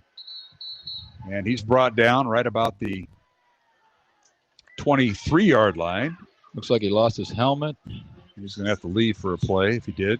Looks like they tackled more than just him. They got his helmet, too. So Cam Middleton in. And it's 2nd and 8 Dowling, as they'll give him a gain of 2 down to the 24-yard line of Iowa City High. 3 minutes remaining here in the third quarter. Dowling doing a check with me. Bringing in both tight ends. We'll see Winget and Jalen Thompson at tight end on each side of the line. One receiver on each side of the formation. And the give is to Middleton. And Cam right up the gut. He goes over left guard and left tackle and picks up the first down, I believe, right around the 24-yard line. Yes, he does. Mark, they had 10 guys on the line of scrimmage again on the defense. And the safety started out at 15 yards. And by the ball snapped, he was at 5 yards. Check that. Put the ball at the 16-yard line, gain of 8. So he's a yard shy of the play as he picked up about 6 yards. So it'll be 3rd and 1 for the Maroons. Middleton in the backfield. Handoff Middleton left side. He's got a hole, bounces outside, and finally drug down from behind inside the 15 down near the 12-yard line. He'll pick up 4 and a Dowling first down at the 12. Rockers had a nice block pushing the guy down the field. He helped push that left side back and help create a little opening for Cam to break it out and pick up that first down. 4-yard gain by Cam Middleton. It's Middleton for 15, 7, 3, 8, and 4. And C.J. Phillip with a 2-yard gain before he lost his helmet and had to sit out. So it's 1st and 10, Dowling from the 12 of City High.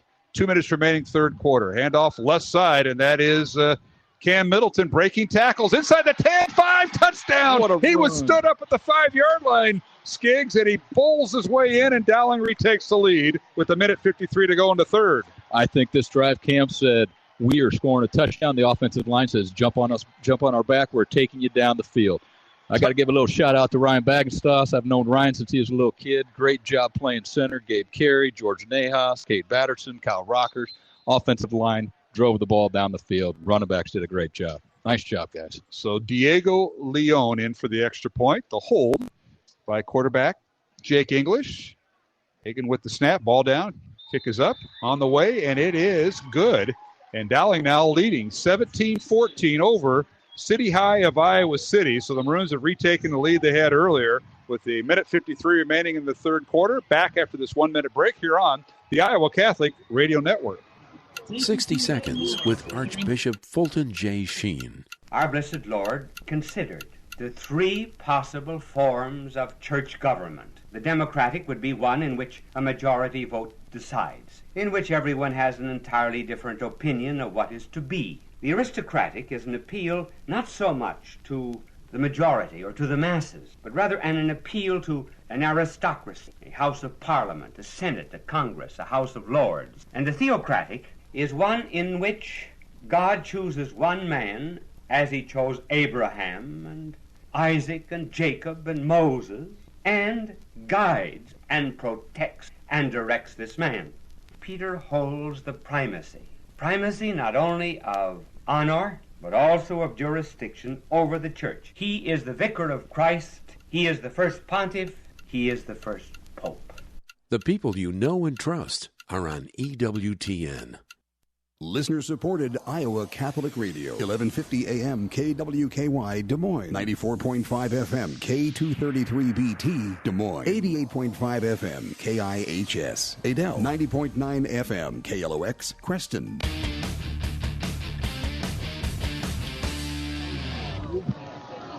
And we're back here at Iowa City at City High School on Bates Field. Mark Amadil and Mark Scigliano, and kickoff by Dowling Catholic, and City High has it at their own 25-yard line on the return, first and 10, as the Maroons take the lead, 17-14 on a nice drive on that last series, Giggs. Yep, as offensive line said, get behind, we're going to run the ball. Cam ran the ball really hard. Nice job by the offense. Nice sustained drive. 7 plays, 51 yards on the Dowling drive, capped off by Cam Middleton's 12-yard run, and now City High with the first down at their own 25-yard line, and they put the ball on the ground, and they get pretty good yardage. Right up the gut they go, and let's see which ball carrier's in there. They want to go up tempo too, and that is Darren Richardson with the carry. Yeah, Shimon and Jake Anderson on that tackle, but we're making tackles 7 yards downfield, unfortunately. So it'll bring up 2nd and 3 from the 32-yard line. They keep it on the ground, and Maroons, Richardson on the carry again. He goes over the right side, right guard, right tackle, and he's hit and dropped for no gain at the 32. So it'll bring up 3rd down for City High, 3rd and 3 from their own 32. This could be a turning point. Yeah. And if it gets to be 4th down, does Coach Mitchell of City High go for it? We'll see. Owen Weber made a nice tackle on that one to keep it to a no gain. All right, the quarterback is Drew Larson here. He sends a man in motion, and that is Will Larson. Left to right. Here's the snap. And out of the pocket, fires the ball downfield. The pass is incomplete or intercepted. What'd they call? They're going to say incomplete. Yep, incomplete. That receiver got crushed between multiple defenders. He's hitting down. That'll bring up 4th down. I think the punting unit is coming out. Dowling fans and the team was celebrating it, but couldn't tell from here if he got the interception, and he did not. And now the attention now is to the receiver for City High, and that is John Klusterman, who's shaken up. We've called his name on both sides of the football tonight. Yeah, he's been all over the field. We talked about this City High team with their 5 two-way starters. You look in their reserves, some of their reserves are also backups on defense and offense, and now Klusterman must have the wind knocked out of him and landed on the football because he is coming off. Yeah, he's holding his shoulder a little bit.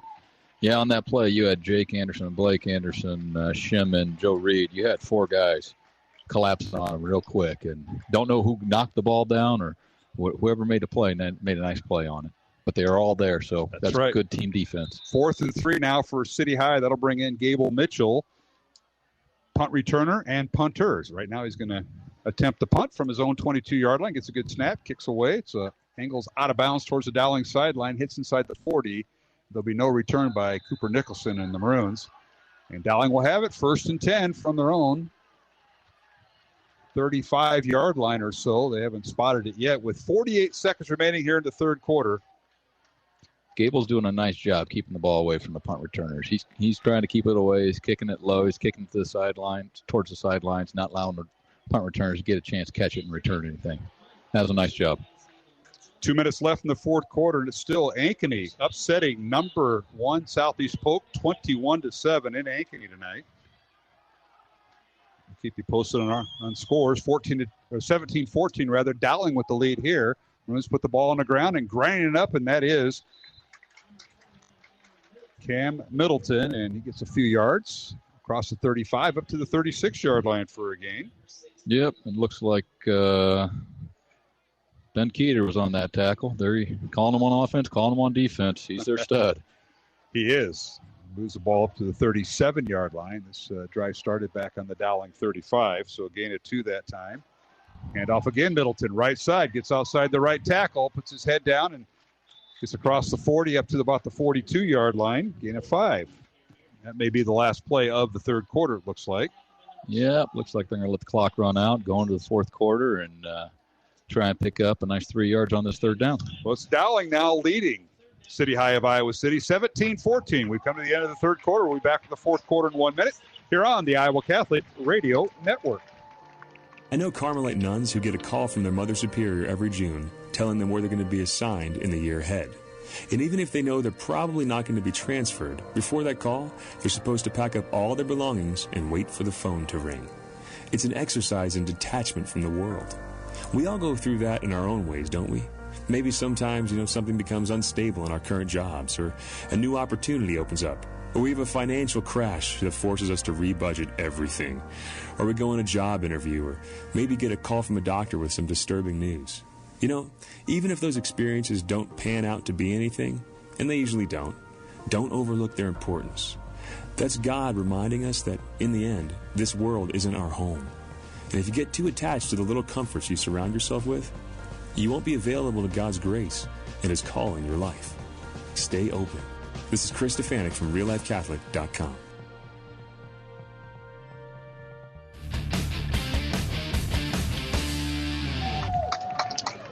Now we're back here in Iowa City. Dowling Catholic leading City High of Iowa City 17-14 here in the fourth quarter.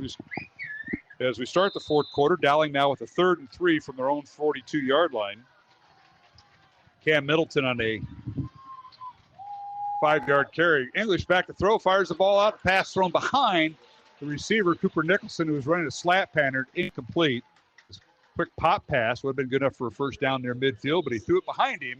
It'll bring up 4th down. Yeah, that was lucky we didn't get that one get picked. It actually was thrown to the defender. It hit the defender right in the chest. So it was behind the receiver. The receiver had a couple steps on him. It's just thrown behind, and we're lucky that wasn't picked and taken the other way. Well, final score in Ankeny, it was Ankeny 21, Southeast Polk 7. So number 3 beats number 1, and Southeast Polk no longer the number 1 team in the no longer an unbeaten team in the state. There's a low snap, picked up by Cole, gets the punt away, it bounces inside the 30. City High will let it bounce and a roll inside the 25, and that'll be down there, and that's where City High's offense will take over. 1st and 10. As Dowling leads at 17-14, underway here in the fourth quarter early mark, and the Dowling defense has come up big, and we talked about maybe wearing the team down. We saw signs of that here in the last 2 possessions, and let's see what this transpires here for the City High offense. Yeah, there's plenty of enthusiasm on the City High sideline, so Iowa City's definitely still up for this game. Will they have the energy? We'll soon find out, but yeah. They've done a nice job keeping their energy up this whole game. So City High with the first down at their own 25-yard line. Game clock 11:47 here in the fourth quarter. Late start tonight after 7:30 after the freshman game, which was won by Dowling, got over with. We've had a late start. A little swing pass to the right. It's caught. And that's Jamari Newsom on the reception. And he gets outside the 30 across the 32-yard line. He comes up gimping a little bit. Yeah, Joe Hughes and Joe Reed both combined on the tackle, but 7-yard gain on first down. We had our cornerbacks back on that. It was a quick pass out to the number 1 receiver and caught it and got upfield. On the right flat, they tried a little swing pass and tried to get it outside. So it is now 2nd and 3, City High from their own 32-yard line. And they brought Drew Larson as the quarterback, and they run the read option right up the gut. Quarterback gives it to the tailback, and it's a matter of which one it is. And it's Darren Richardson. who's their leading statistical running back, although he's not the starter because he's gotten a lot of game time in these blowouts that City High has had in their 3-0 record. Well, we've called his name a few times tonight. They're utilizing all their running backs. They do a nice job of utilizing the running backs and the receivers. Yeah, Mitch Moore has done a tremendous job with that. Now it's 3rd and 2 for City High as Richardson gained a yard. Now again, they hand it off to Richardson, and he stood up the line of scrimmage at the 35, and he's trying to turn the corner. And he got the push. Like he did. He just got across the 35 at the 36. First down, City High, a gain of 3. They hit him at the line of scrimmage, but he kept his feet moving, a little offensive line help, gave him a little shove, and picked up a couple yards, got the first down. 1st and 10, City High from their own 36-yard line. We'll give Richardson a gain of 3 there. It was a tough 3 yards. As you mentioned, Skiggs, he was hit at the line of scrimmage and then fell forward. City High with the wind at their back. They're going left to right, north to south here. We got a north wind out of the north. North wind at 10 miles per hour. I think it's picking up a little bit because it is getting a little bit breezy here in the press box, which it normally has it. And now back to throw is Larson. Drew with the pass downfield, looking for a man, and he overthrew everybody and almost threw it to Joe Reed again, incomplete. And Joe's already got an interception. Yeah, I was going to say, Joe had the good coverage on number 11 there, and he was actually out in front of the receiver, and he was the closest one to catching that ball. That was, again, wind behind your back. It's going to carry, and that ball carried on that quarterback. Certainly did. And the final score, the Valley Tigers defeat Waukee 35-6. The game being played at Valley Stadium. Another game we're interested in is the Johnson-Waukee Northwest game, and Northwest was leading that contest 31-0 in the fourth quarter. Back to throw is Larson. He fires out the left side. The pass is caught and run out of bounds as a receiver, maybe for about a 5-yard gain. We'll see where they spot him down for City High. A nice reception that time. Looks like Jake Anderson was on that tackle, and Gable Mitchell, the receiver there, Skiggs. Joe Hughes also over there on that tackle. So they're trying to just quick pass it out to the flats and see if they could pick up 5-6 yards. They got 5 that time. It's 3rd and 6 for City High. The ball is on their 41-yard line. Now City High getting personnel in there. Drew Larson had to come all the way over to the sideline to get the play. Play clock at 10 seconds, and they're not set yet. Now they are. 2 receivers to the right, 1 to the left. Drew Larson, the passing quarterback in there now. Back to throw. Looks over the middle. Fires the ball downfield, and it's a jump ball. The pass is incomplete. Well timed that time by the Maroon defense. Shimon knocks it away. Was it Shimon? Yeah, Shimon. What a nice play on the ball. He went up. He got his left shoulder in front, left arm, knocked the ball down, didn't interfere with the receiver. Great play by Shimon on that play. He went up high. We are usually spoiled with replay, with CISN, and here we are on the road with just you and me and our view. And it's incomplete. I'd love to watch that again. I need to get some binoculars next time. I'm used to standing on the sideline with the chain gang so I could see all the numbers and everybody easier. We got an injury timeout as the intended receiver that time was shaken up, and now he's coming off the field under his own power. That's good to know. 9:03 remaining. Is 4th and 6 for City High from their own 41-yard line. Dowling leading 17-14.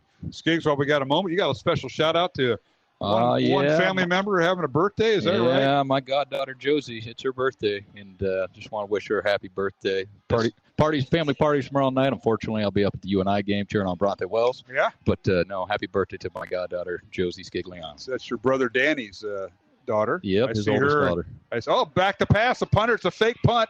And now Gable Mitchell with it. He throws it out. The pass is caught but knocked down as Boska shy of the first down, and Dowling will take over inside of the 45-yard line of City High. How about that, a fake punt? Wow. I was wondering if he was rolling out to his right each time, and he decided he was going to pull it and throw it, and we did. I think Pettis had good coverage down on this side. He rolled back the other way. He flipped it out to his receiver, and I couldn't see if it was Hughes that hit him, or it might have been Adam Townsend. I think might have got to him. So Townsend or Hughes, one of the two was over there. The play went for 4 yards, shy of the first down. Dowling will take over on downs, even though there was a penalty called, illegal man downfield against City High. Dowling declines it, and they'll take over 1st and 10 from the City High 45-yard line with 8:55 remaining, and the Maroons leading 17-14. Wow.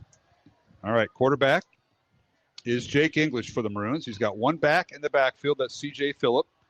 Two tight ends, a receiver on each side of the formation. Carson Brown split wide left. Phillip up the gut. He goes. He's got some running room across the 40 of City High, and he takes the pile near the first down, which is right at the 36-yard line. We'll see. Batterton came back. I mean, CJ did a nice job around the middle, and Batterton helped give him an extra 4-yard push.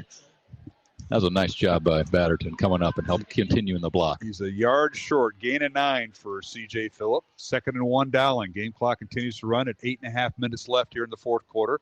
Both teams with 3 timeouts remaining.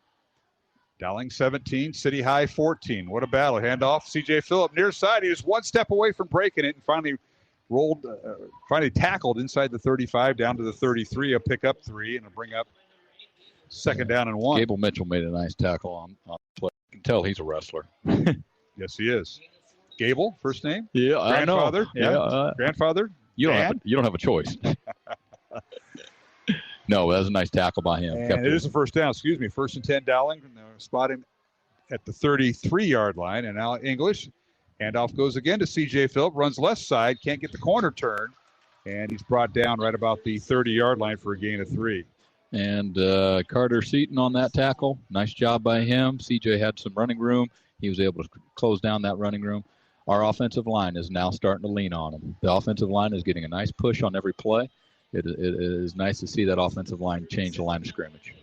Kyle Rockers, Cade Batterton, Ryan Bagenstos, Gabe Carey, George Nahas, along with Jalen Thompson and Drew Wingett in there now. 2 tight ends for Dowling. A receiver on each side of the formation. English, the quarterback, out of the shotgun. The handoff right up the gut is to C.J. Phillip, and he follows Bagenstos right over the middle, and he's brought down inside the 30 as the game clock continues to run.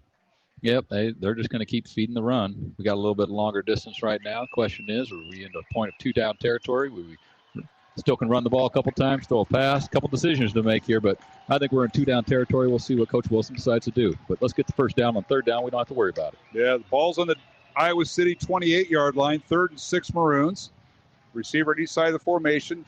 English back to throw, wants to throw in the end zone. Penalty flag down, and it's caught by Nicholson. Touchdown, but this may be coming back from 28 yards out. Cooper Nicholson beat the defender. Beautiful ball by English, and this may be coming back. Umpire says holding on Dowling Catholic, and this will all come back 10 yards. It's those mistakes. Can't have these costly mistakes. I mean, this just took points off the board again. We got to. Those are the things that we need to continue to clean up because it keeps moving us back out of scoring position. Now we're going to be looking at 3rd and long. So, yep, it's a nice play call. We had nice completion. Just little mistakes like that, costly. So that'll move the ball back 10 yards from the spot of the foul. This one was on the one of the offensive linemen. Will move the ball back to the 40-yard line of Iowa City High. So touchdown to ball on the 40. It's 3rd and 19 Dowling. 3 receivers right, 1 to the left, and now penalty against the Maroons. They're going to get Dowling for procedure. And things going south here for the Maroons. They got 2 tight ends, 5 offensive linemen, and 1 receiver on each side of the formation, and somebody moved. Yeah, I think Big Kyle Rockers moved because he was holding his head like he's like, my fault. He knew he did it. And yeah, we're going the wrong way here, Mark. Back to the 45-yard line on the penalty by Dowling.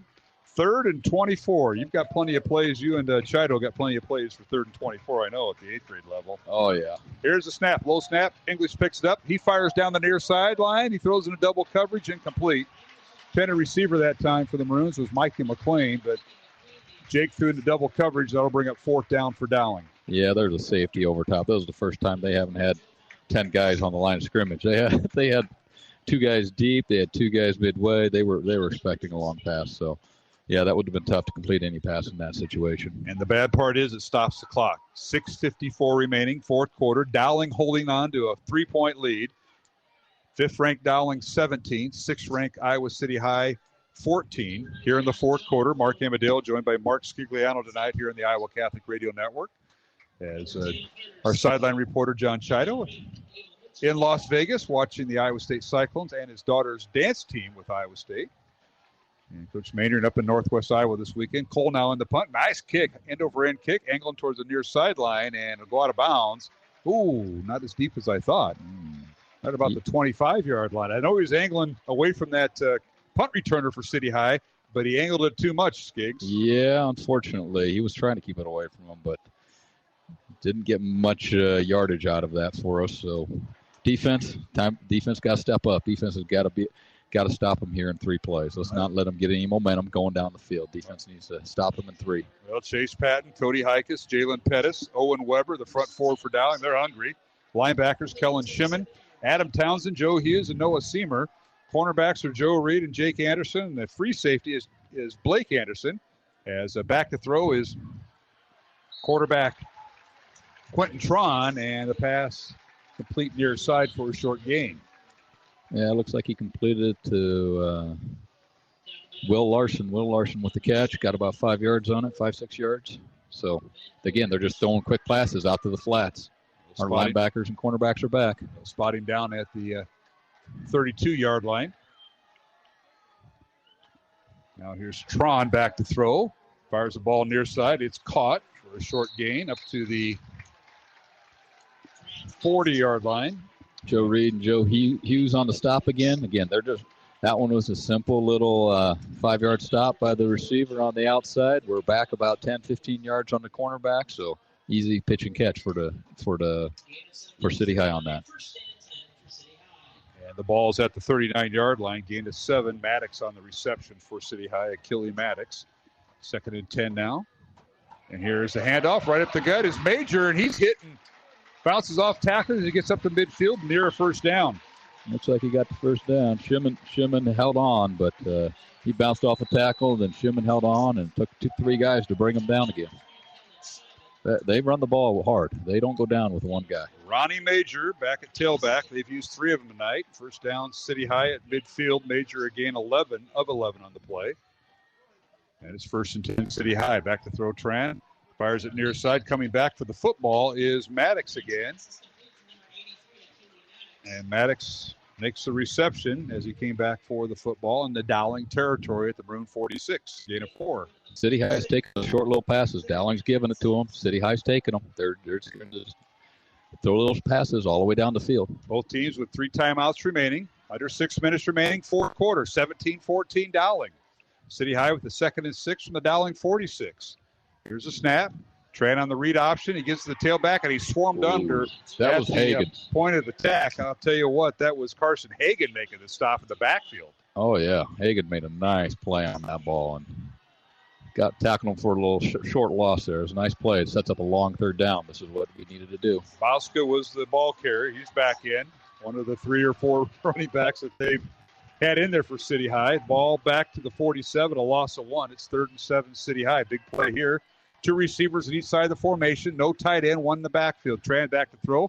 Fires it out. It's caught. Cable Mitchell on the reception. And he's hit and dropped near the line of scrimmage for no gain. How about that? I tell you what, Joe Reed kept his outside shoulder free, forced it back inside, which allowed your linebackers to flow. Joe Hughes comes over, then helps make a play on it. And then we also, I believe it was Owen Weber that helped finish it off. So great job by Joe, forcing him back inside where he had help with his linebacker and D lineman coming out. Gain of 1. It'll bring up 4th and 8 for City High, and they'll bring the punting unit, apparently.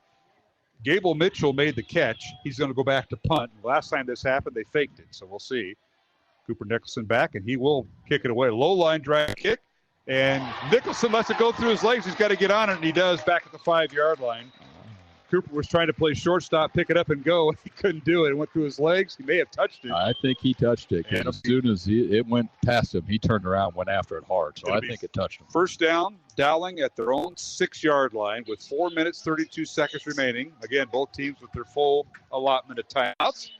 And we want to mention our supporters of Iowa Catholic Radio. They include Ashford Vision, along with Construction Professionals, Dental Associates, and, of course, our fine friends from Kemen. Our thanks to Northwest Bank, Skeffington's Formal Wear, Mercy One, and the Catholic Tuition Organization. Dowling offense on the field. The Maroons have the only score here in the second half.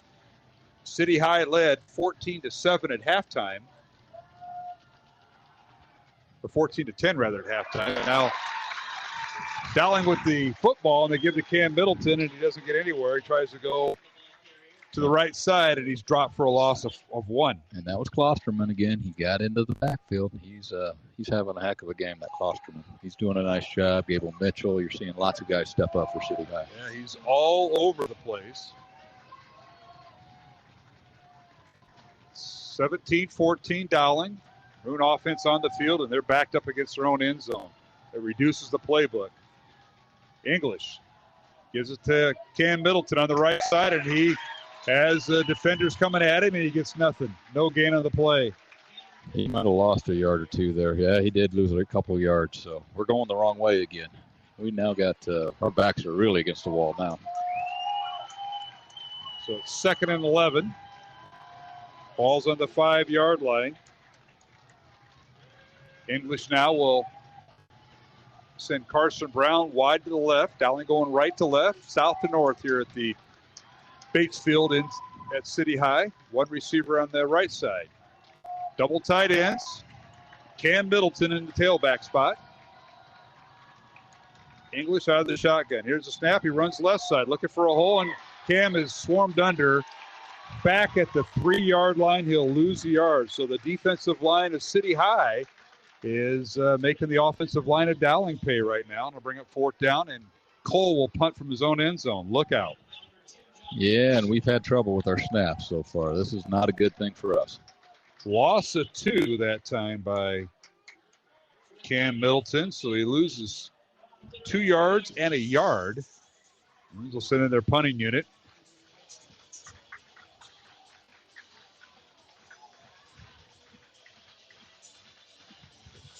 As City High led 14-10 at halftime, and now here's a punt by Cole, fielded at 30 by City High, and that is on the return, Gable Mitchell, and he's brought down inside the 30, and City High has just flipped the field. Yes, they did. Wow. Hagan and Seamer on the tackle there. They didn't allow him to get much yards after the catch, but problem is the punt. We didn't get the punt out very far, so they only have 29 yards to go. 1st and 10, City High from the Dowling 29. And of course, that all started with that last punt of City High. They were on the Dowling 48. They punted it. And the Dowling punt returner let the ball go. That was Cooper Nicholson. It plays an outstanding game. Let it go, and it was down at the 6-yard line, and that's flipped the field. The Maroons cannot get a first down. Handoff goes to Major. And he's swarmed under right about the 26 for a gain of 3. It's getting tough in the trenches now.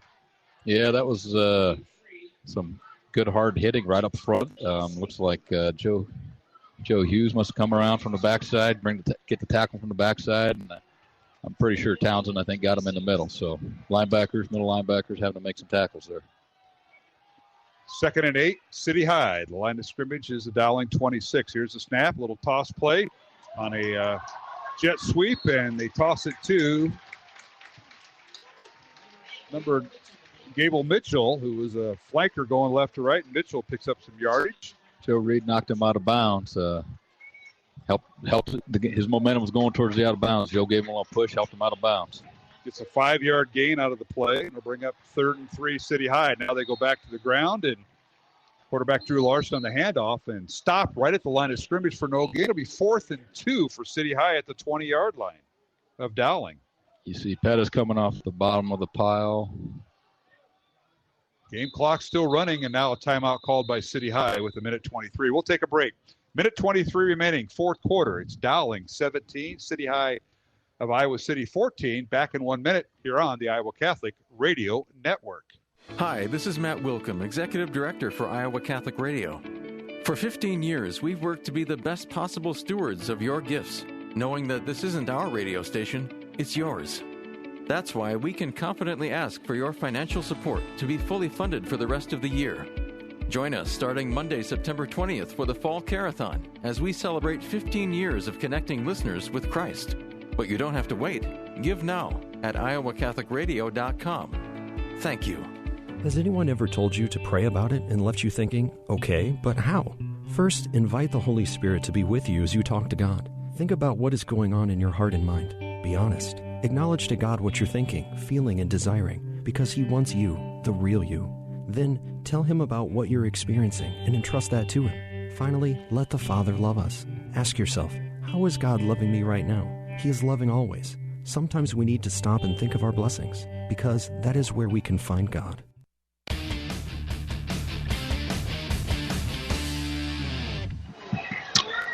Hey, we're back here in Iowa City after that last play. It'll be 4th and 2 now for City High. A shaken-up player for City High after we went to the break. Coach Mitch Moore for City High called the timeout.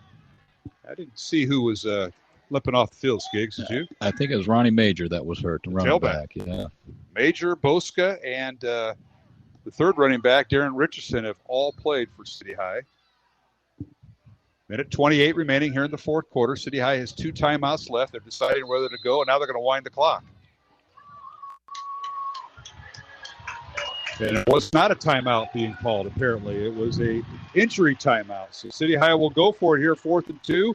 2 receivers right, inside handoff. Now the reverse. Now a flea flicker. They throw it in the end zone, man wide open, touchdown. Ben Keeter got behind everybody. Oh. Touchdown City High, and they've taken the lead 20-17 over Dowling Catholic on the old flea flicker. Wow. That they had plenty of time to reverse the ball and flick the ball back, and he was wide open. There was nobody with him.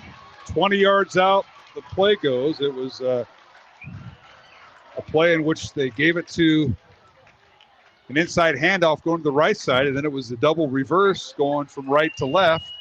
Young man going right to left, pitched it back to the quarterback, and he threw it into a wide open Ben Keeter for the touchdown. Nobody near him, and now it's 20-17. And big extra point here. 1:09 remaining here in the fourth quarter. And the Maroons are 69 seconds away from going 1-3. Extra point is up. And it is good. 21-17 is our score. City High leads Dowling. We'll take a break and be back here on the Iowa Catholic Radio Network. Thank you, Ashworth Vision Clinic, for underwriting Dowling Catholic Sports 365 on Iowa Catholic Radio. Ashworth Vision Clinic online at ashworthvision.com. Ashworth Vision Clinic, 515-440-4610. Support for Iowa Catholic Radio is provided by Construction Professionals. Construction Professionals does remodeling and new construction. Construction Professionals is a Catholic family business built on a strong foundation. CPCustomHomes.com. Thank you, Construction Professionals, for supporting Iowa Catholic Radio. Support for Iowa Catholic Radio is provided by Dental Associates, addressing your smile needs and dreams. 515-225-6742. Des Moines-DentalAssociates.com. Thank you, Dental Associates, for your support of Iowa Catholic Radio. Support for Iowa Catholic Radio is provided by Chemin, a global ingredient manufacturer using science to transform the quality of life for 80% of the world with their products and services. Chemin, using science to transform the world. Chemin.com. Thank you, Chemin, for your support of Iowa Catholic Radio.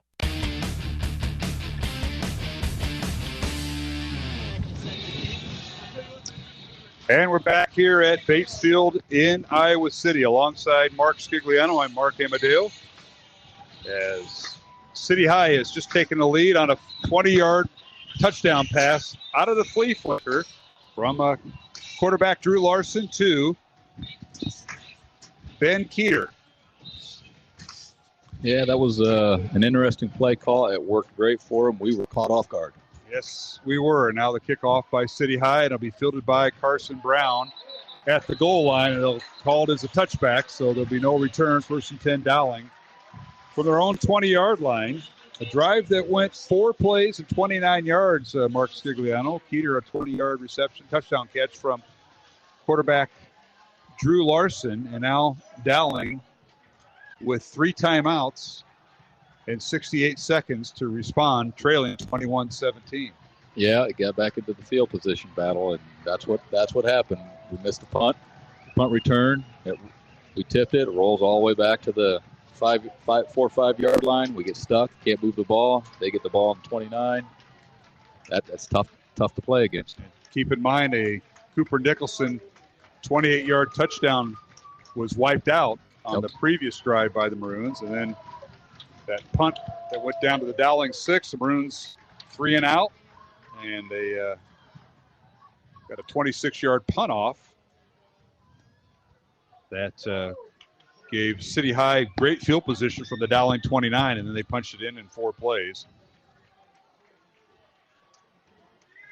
Looks like there's another issue with the clock. They're putting the second back on. 1:09 to go.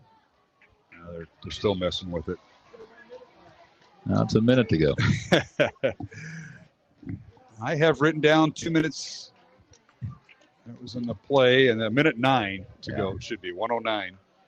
Dowling will start this drive from their own 20-yard line once the clock is reestablished. I want to thank our supporters of Iowa Catholic Radio, including Bozen the Flowers. Say more with Bozen. The Bozen Red Zone, 244-ROSE. That's 244-7673. Bozen.com. Back to throw is English on first down. Angling toward the far sideline. The pass is intercepted. Intercepted in midfield. That'll do it. City High picked off the football. And that was Carter Seaton on the interception. And City High has upset Dowling. Yep. Minute 3 remaining, and they'll take over at midfield.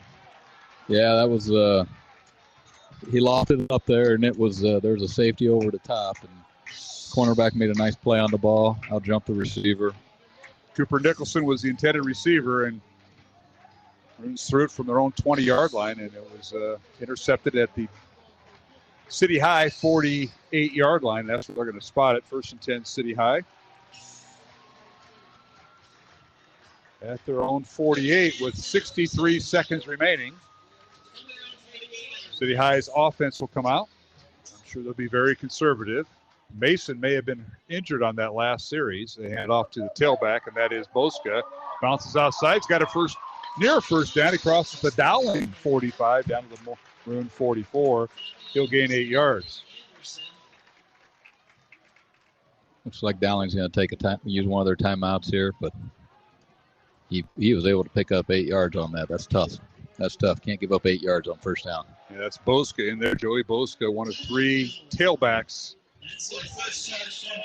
We had him in the backfield, missed a few tackles. He ran through a few more, picks up 8 yards. Defense has been out there a lot again. And I think they're getting tired right now. They got to take chances, and I think the slip tackles there, they're going for the ball, which you have to do. 21-17 is our score. City High leading Dowling Catholic here in the final seconds of the 4th quarter. Late start here in Iowa City, and if this holds up, Dowling will drop to 1-3 on the season. City High will go to 4-0, and both teams will be in action next week.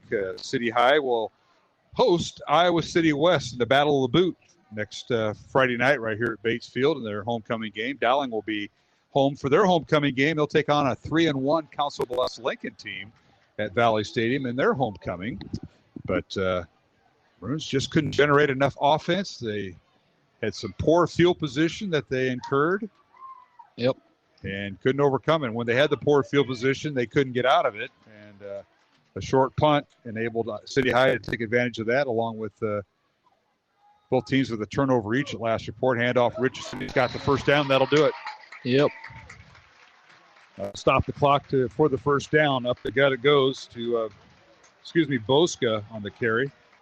Takes it down to the Dowling 41-yard line. Boska gains 3 yards and a first down, and City High will get that old victory formation out with 35 seconds remaining. Klosterman will come out. What a game he's had on both sides of the football. He's being embraced by his head coach, Mitch Moore. And City High will move to 4-0. Dowling will drop to 1-3, 20 seconds remaining. And City High going to the victory formation. And that'll do it. They kneel down with 10 seconds remaining. And final score here from Batesfield and Iowa City. The Maroons now fall by the score of 21-17 to City High, as the light show now will start for the home team, and rightly so. They had a big win over a Dowling team. The City High team has not been to the playoffs, had not had a winning record since 2016, and already head coach Mitch Moore has got him 4-0 and heading in the right direction. Dowling will make that drive back to Des Moines on I-80, a long one, as the Maroons now have dropped 3 of their last 4 ball games. Go back to last year's Ankeny semifinal loss in double overtime. Yep. Losing to Southeast Polk. The win over Waukee Northwest, who, by the way, tonight defeated Johnson 31-0 at last report. Wow. And it's tough going. So this game gets slipped through Dowling's hands. And the Maroons now got to regroup. And now facing a playoff elimination if they don't right the ship quickly, Skiggs. And that's basically what's going to come down to is the playoffs. And you're either in or out. And at 1-3, you're not looking very good right now, but plenty of time. Yeah, I was going to say, I mean, that's going to be tough. I mean, there's limited playoff spots this year and a little bit changing the format. That's right. That's good. That starting out 1-3 does not help you getting into the playoffs. I can't even remember the last time we started out 1-3. You've been doing this for a couple of years. You remember a time? Well, this is year 40 for me. Yeah. I'd have to go back, probably back to our partner, Chido's class. I went 5-5 that one year, but I don't know if they started this year. Yeah, our junior year. That's right. We did start off 5-5. That was well, you were 5-5 and made the playoffs. We made the playoffs. That was tough. And we're going to do the final statistics here because we'll get Coach Seifert. I know he's got to catch the Dowling bus, so we'll get the final statistics. Final score, it's City High 21, Dowling Catholic 17. Number 6 City High upends number 5 Dowling. Let's take a look at the numbers. City High with 244 yards of total offense. Dowling with 159 yards. Maroons had 47 yards in the air, 112 on the ground. City High with 143 yards in the air and 101 yards on the ground. Dowling penalized 6 times for 42 yards. City High, 2 penalties for 10 yards. Dowling with 11 first downs in the contest. City High with 17 first downs in the contest. Jake English tonight, 3 of 14 passing, 47 yards, no touchdowns and an interception.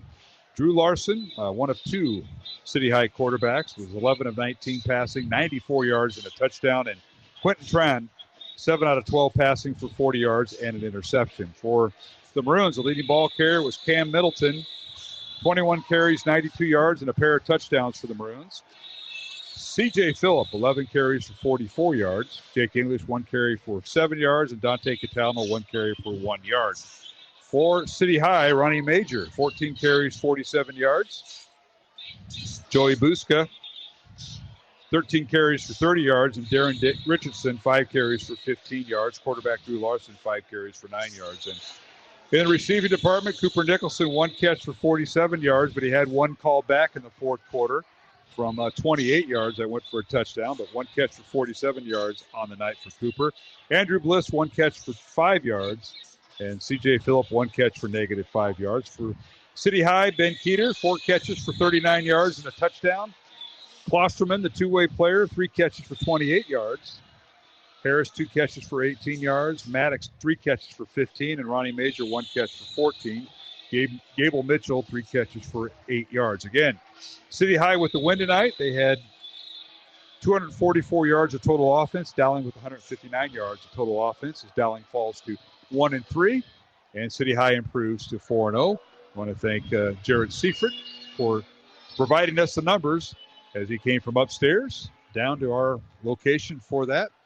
And a tough loss from the Maroons. Skiggs, we're going to take a break, come back and regroup, because we'll have a couple of breaks in our post-game show. Final score from City High School in Iowa City. It was City High 21, Dowling 17. And you've been listening to Dowling Catholic Football here on the Iowa Catholic Radio Network.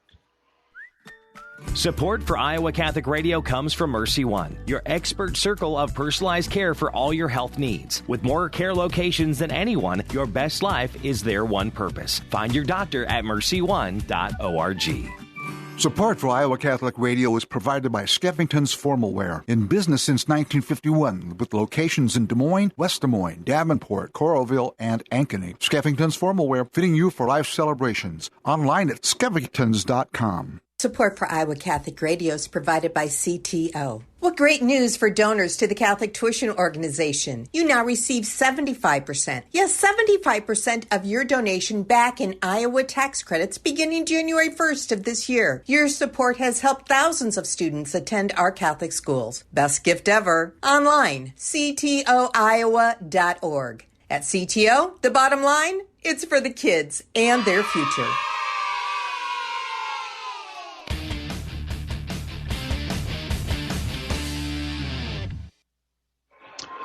Hey, we're back here at a victorious City High in Iowa City, Bates Field, and they're really celebrating, boy. There's a big crowd here tonight. Congratulations to City High and head coach Mitch Moore as they defeat Dowling Catholic 21-17 in Week 4 of the high school football season. The Maroons' record now falls to 1-3. City High goes to 4-0. And for Dowling, they have homecoming next week against Council Bluffs Lincoln, a team that comes in with a 3-1 record. And City High stays right here, and they have their homecoming against their arch rival, the Iowa City West Trojans, and that'll be the battle for the boot next Friday night right here at Bates Field. But tough break for the Maroons. Well, both teams had a couple turnovers each. I know Dowling threw a late interception, but it was a battle of field position, and Dowling got the short end of that tonight, and they couldn't dig themselves out of that hole, and a short punt results in a short field for City High, and they capitalized both times. Yeah, it came down to field position again. I mean, we did not win the field position battle, and we gave them short fields to work with, and they capitalized with touchdowns. Every time we gave them a short field, they got a touchdown.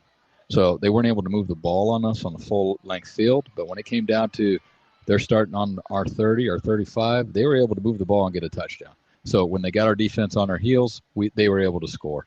And it went back to we had too many 3-and-outs on the offense. A lot of hiccups within the punt game tonight. A lot of hiccups. Things that we wouldn't expect to be seeing out of us here at this point in the season. So a lot of things kind of held us back, set us up to struggle tonight, and Iowa City capitalized. They capitalized on our mistakes, and we were unable to capitalize. We had a few times we had some decent field position, and we ended up going backwards. So that we got to be able to capitalize, and we weren't able to do that. They did. One thing you talked about is Mark Scigliano sitting in tonight for Matt Mandring and for John Chida. One thing you talked about in the pregame is getting off to a good start, and Dowling did that. They took the opening kickoff. They went 3 plays, 58 yards, or rather after the opening kickoff, City High and a City High punt. Dowling took over from their own 42-yard line. They went 3 plays, 58 yards, capped off by a Cam Middleton 1-yard run, but that was set up as Cooper Nicholson caught a 47-yard pass on the first play of the game to get Dowling down to the 11-yard line and punch it in there. So Maroons up 7-0 early, doing kind of what you talked about, Skiggs, capitalizing early, and they had that tremendous pass to Cooper Nicholson from Jake English. Yeah, I mean that. You thought, all right, we got our mojo. We're gonna move the ball. We're gonna figure out how to move the ball. And it just didn't happen. It happened. We moved the ball finally toward late in that third quarter where we decide Cam's going to run.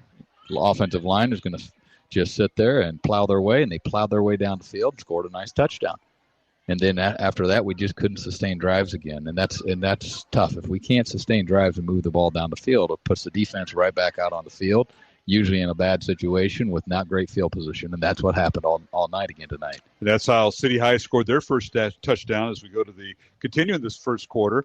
Gabe Mitchell on a pass to, it was a double reverse, and then kind of like the Philly special, a lot of handoffs, and then on the double reverse, the last guy that got the handoff, Gable Mitchell, threw it in the end zone to Richardson from 5 yards out. Extra point good, and we're tied at 7 on a 9-play 26-yard drive. Their field position was set up by a botched punt by the Maroons. Cole fell on it at the 26-yard line, but Dowling was snapping the ball near midfield and snapped it. Bad snap, bad handle, whatever, and that's bad field position set up their first score. Yeah, I mean, easy way to put it. They picked up probably about 60 yards on that. So they got 60 yards because of a bad snap, and then we had some shank punts a little bit. We didn't field a few punts. It rolled on us. Set us up with some pretty tough situations from an offensive standpoint and from a defensive standpoint to try and do our jobs. And that's when Iowa City was at their best. They capitalized. Their defense came out hungry. When they had us on the 5-yard line, They're coming out and they're flying, and they pushed us backwards. When they got the ball, they were able to, in a good field position, they were able to move it. Now, they used a few trick plays, but it's obvious they work on them because they were executed to perfection. So that's part of their game plan, and they knew the right times to utilize them, and it worked for them, and they capitalized on their mistakes. 7-all was the score at the end of the first quarter. And then the second quarter, Dowling scoring first, taking advantage of a City High turnover. And the Maroons moved the ball 12 plays, 59 yards, capped off by a Diego Leon 35-yard field goal, gave Dowling the lead 10-7. And then back comes City High with over 4.5 minutes left in the half. Javon Harris on a 3-yard run, capping off an 8-play, 33-yard drive, which was set off by another poor punt. And the extra point was good, and City High led at halftime 14-10 over Dowling. So twice due to field position, and the Maroons take advantage of field position and a turnover, but settle for a field goal. So there's a difference there. Yep. Little differences like that. I mean, it's we got to be able to punch in touchdowns when we get into the red zone, and that's the key. We didn't not capitalize it when we're getting in the red zone. We're going backwards a few times, and then we end up punting sometimes. We had that pass to Cooper Nicholson and got called back for a holding, and that's taking points off the board. Taking points off the board really hurts, especially in close games and especially against good teams. And then the Dowling defense in the third quarter, it was back and forth, both teams not scoring most of the third quarter, but with 1:53 left, Maroons trailing 14-10. Cam Middleton on a 12-yard run, capped off a 7-play, 51-yard drive for Dowling. The extra point good by Leon, and Dowling led 17-14. The offensive line, the running backs all got on the same page, and they punched. They went 51 yards for the score and didn't throw a pass. Yep, yeah, I was going to say, we just said we're going to run the ball. The lineman did a great job on that series. Cam ran the ball hard, really hard. I think CJ had a run in that series too, a run or two, and all the running backs ran hard, and the lineman just kept plowing people all the way. And I thought the tide had turned at that point.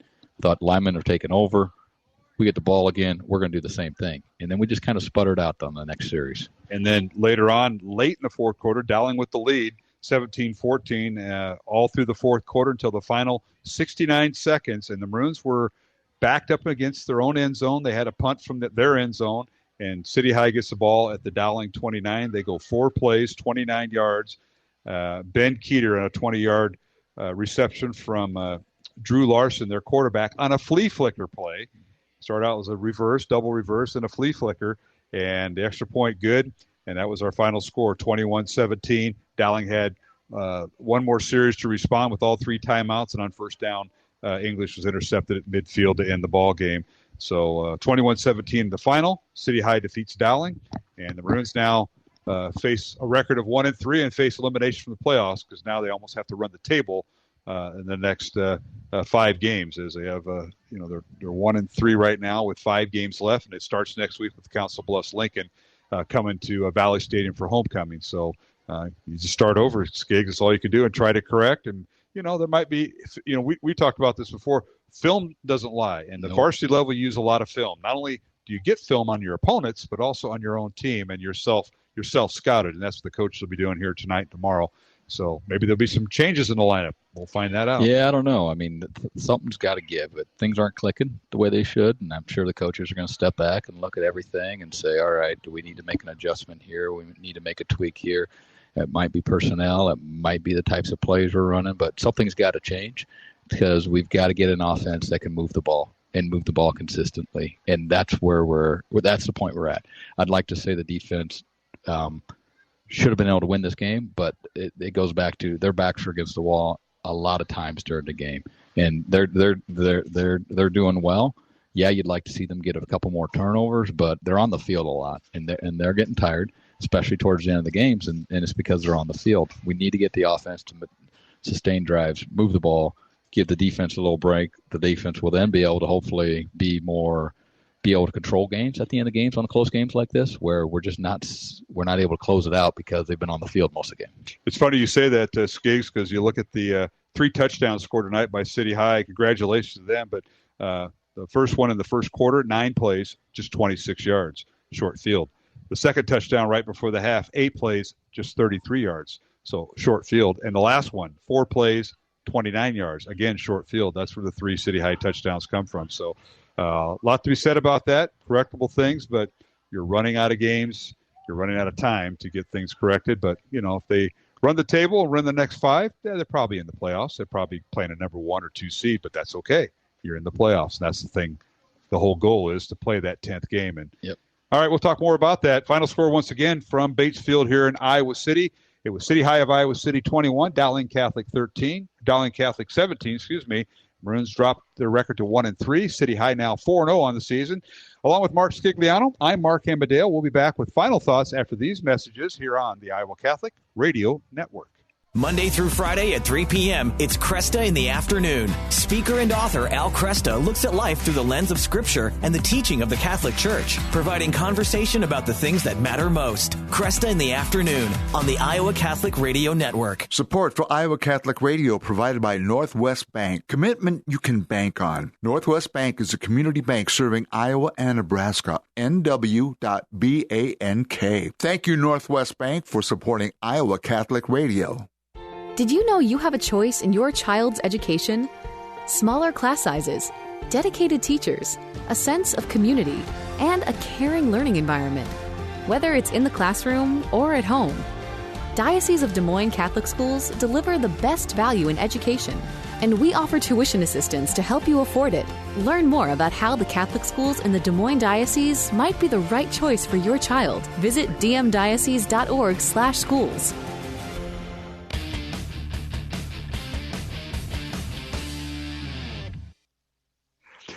And welcome back to Bates Field here on the campus of City High School in Iowa City on the east side of Iowa City. They got a big game just west of us here, Coach Scigliano. It's Iowa and Kent State tomorrow afternoon, and the Hawkeyes looking to go to 3-0 while some of our broadcast team is out in Vegas tomorrow. Las Vegas, University of Nevada, Las Vegas, hosting the Iowa State Cyclones at where my Raiders play at their outstanding new palace out there. Yeah, I was going to say, that's a nice one. I want to get there at some point. Allegiant Field.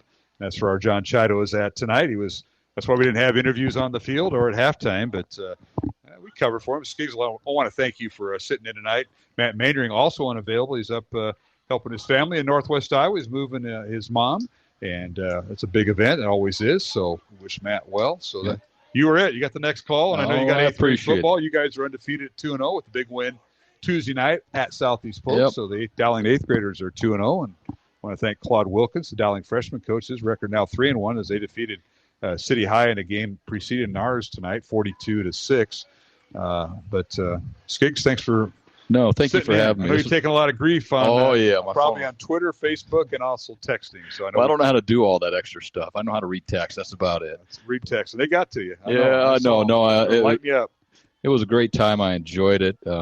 Wish the result would have been in our favor, but it's still a fun experience. Lots of people to shout out, say thank you for all the support. We got to thank the sponsors, first of all. I mean, our sponsors are there for us on Iowa Catholic Radio, and that helps enable us to broadcast the games for everybody that can't be here live. So people don't understand that, but that's what it takes. It really does, Skiggs, and we want to thank them. Let's run down our sponsors. They include Ashworth Vision, Construction Professionals, Dental Associates, fine folks at Kemen. Also thanks to Mercy One and Gene Till and the folks at the Catholic Tuition Organization, Skeffington's Formal Wear, and Northwest Bank. And, of course, our pregame sponsor, Catholic United Financial, along with Bose and the Florist, our Red Zone sponsor. Our thanks to them all season long. And we want to give a shout-out to all the folks here at City High School. Our thanks to their head football coach, Mitch Moore. Had a great conversation with him yesterday in his first year after leading Des Moines Roosevelt the last couple years. And congratulations to Mitch, the win over Dowling. That's always something I'm sure he got his team focused for, and you can tell it here tonight. Our thanks to Phil Hansen, the athletic director.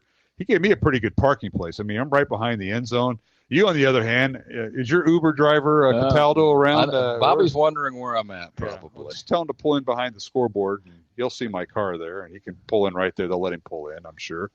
And also want to thank the business underwriters and supporters of Iowa Catholic Radio for supporting our broadcast. 45th year Iowa Catholic Radio has brought you Dowling Catholic football. I've been privileged enough to be on for 40 years doing that, so congratulations to them. But it's been a tough year thus far.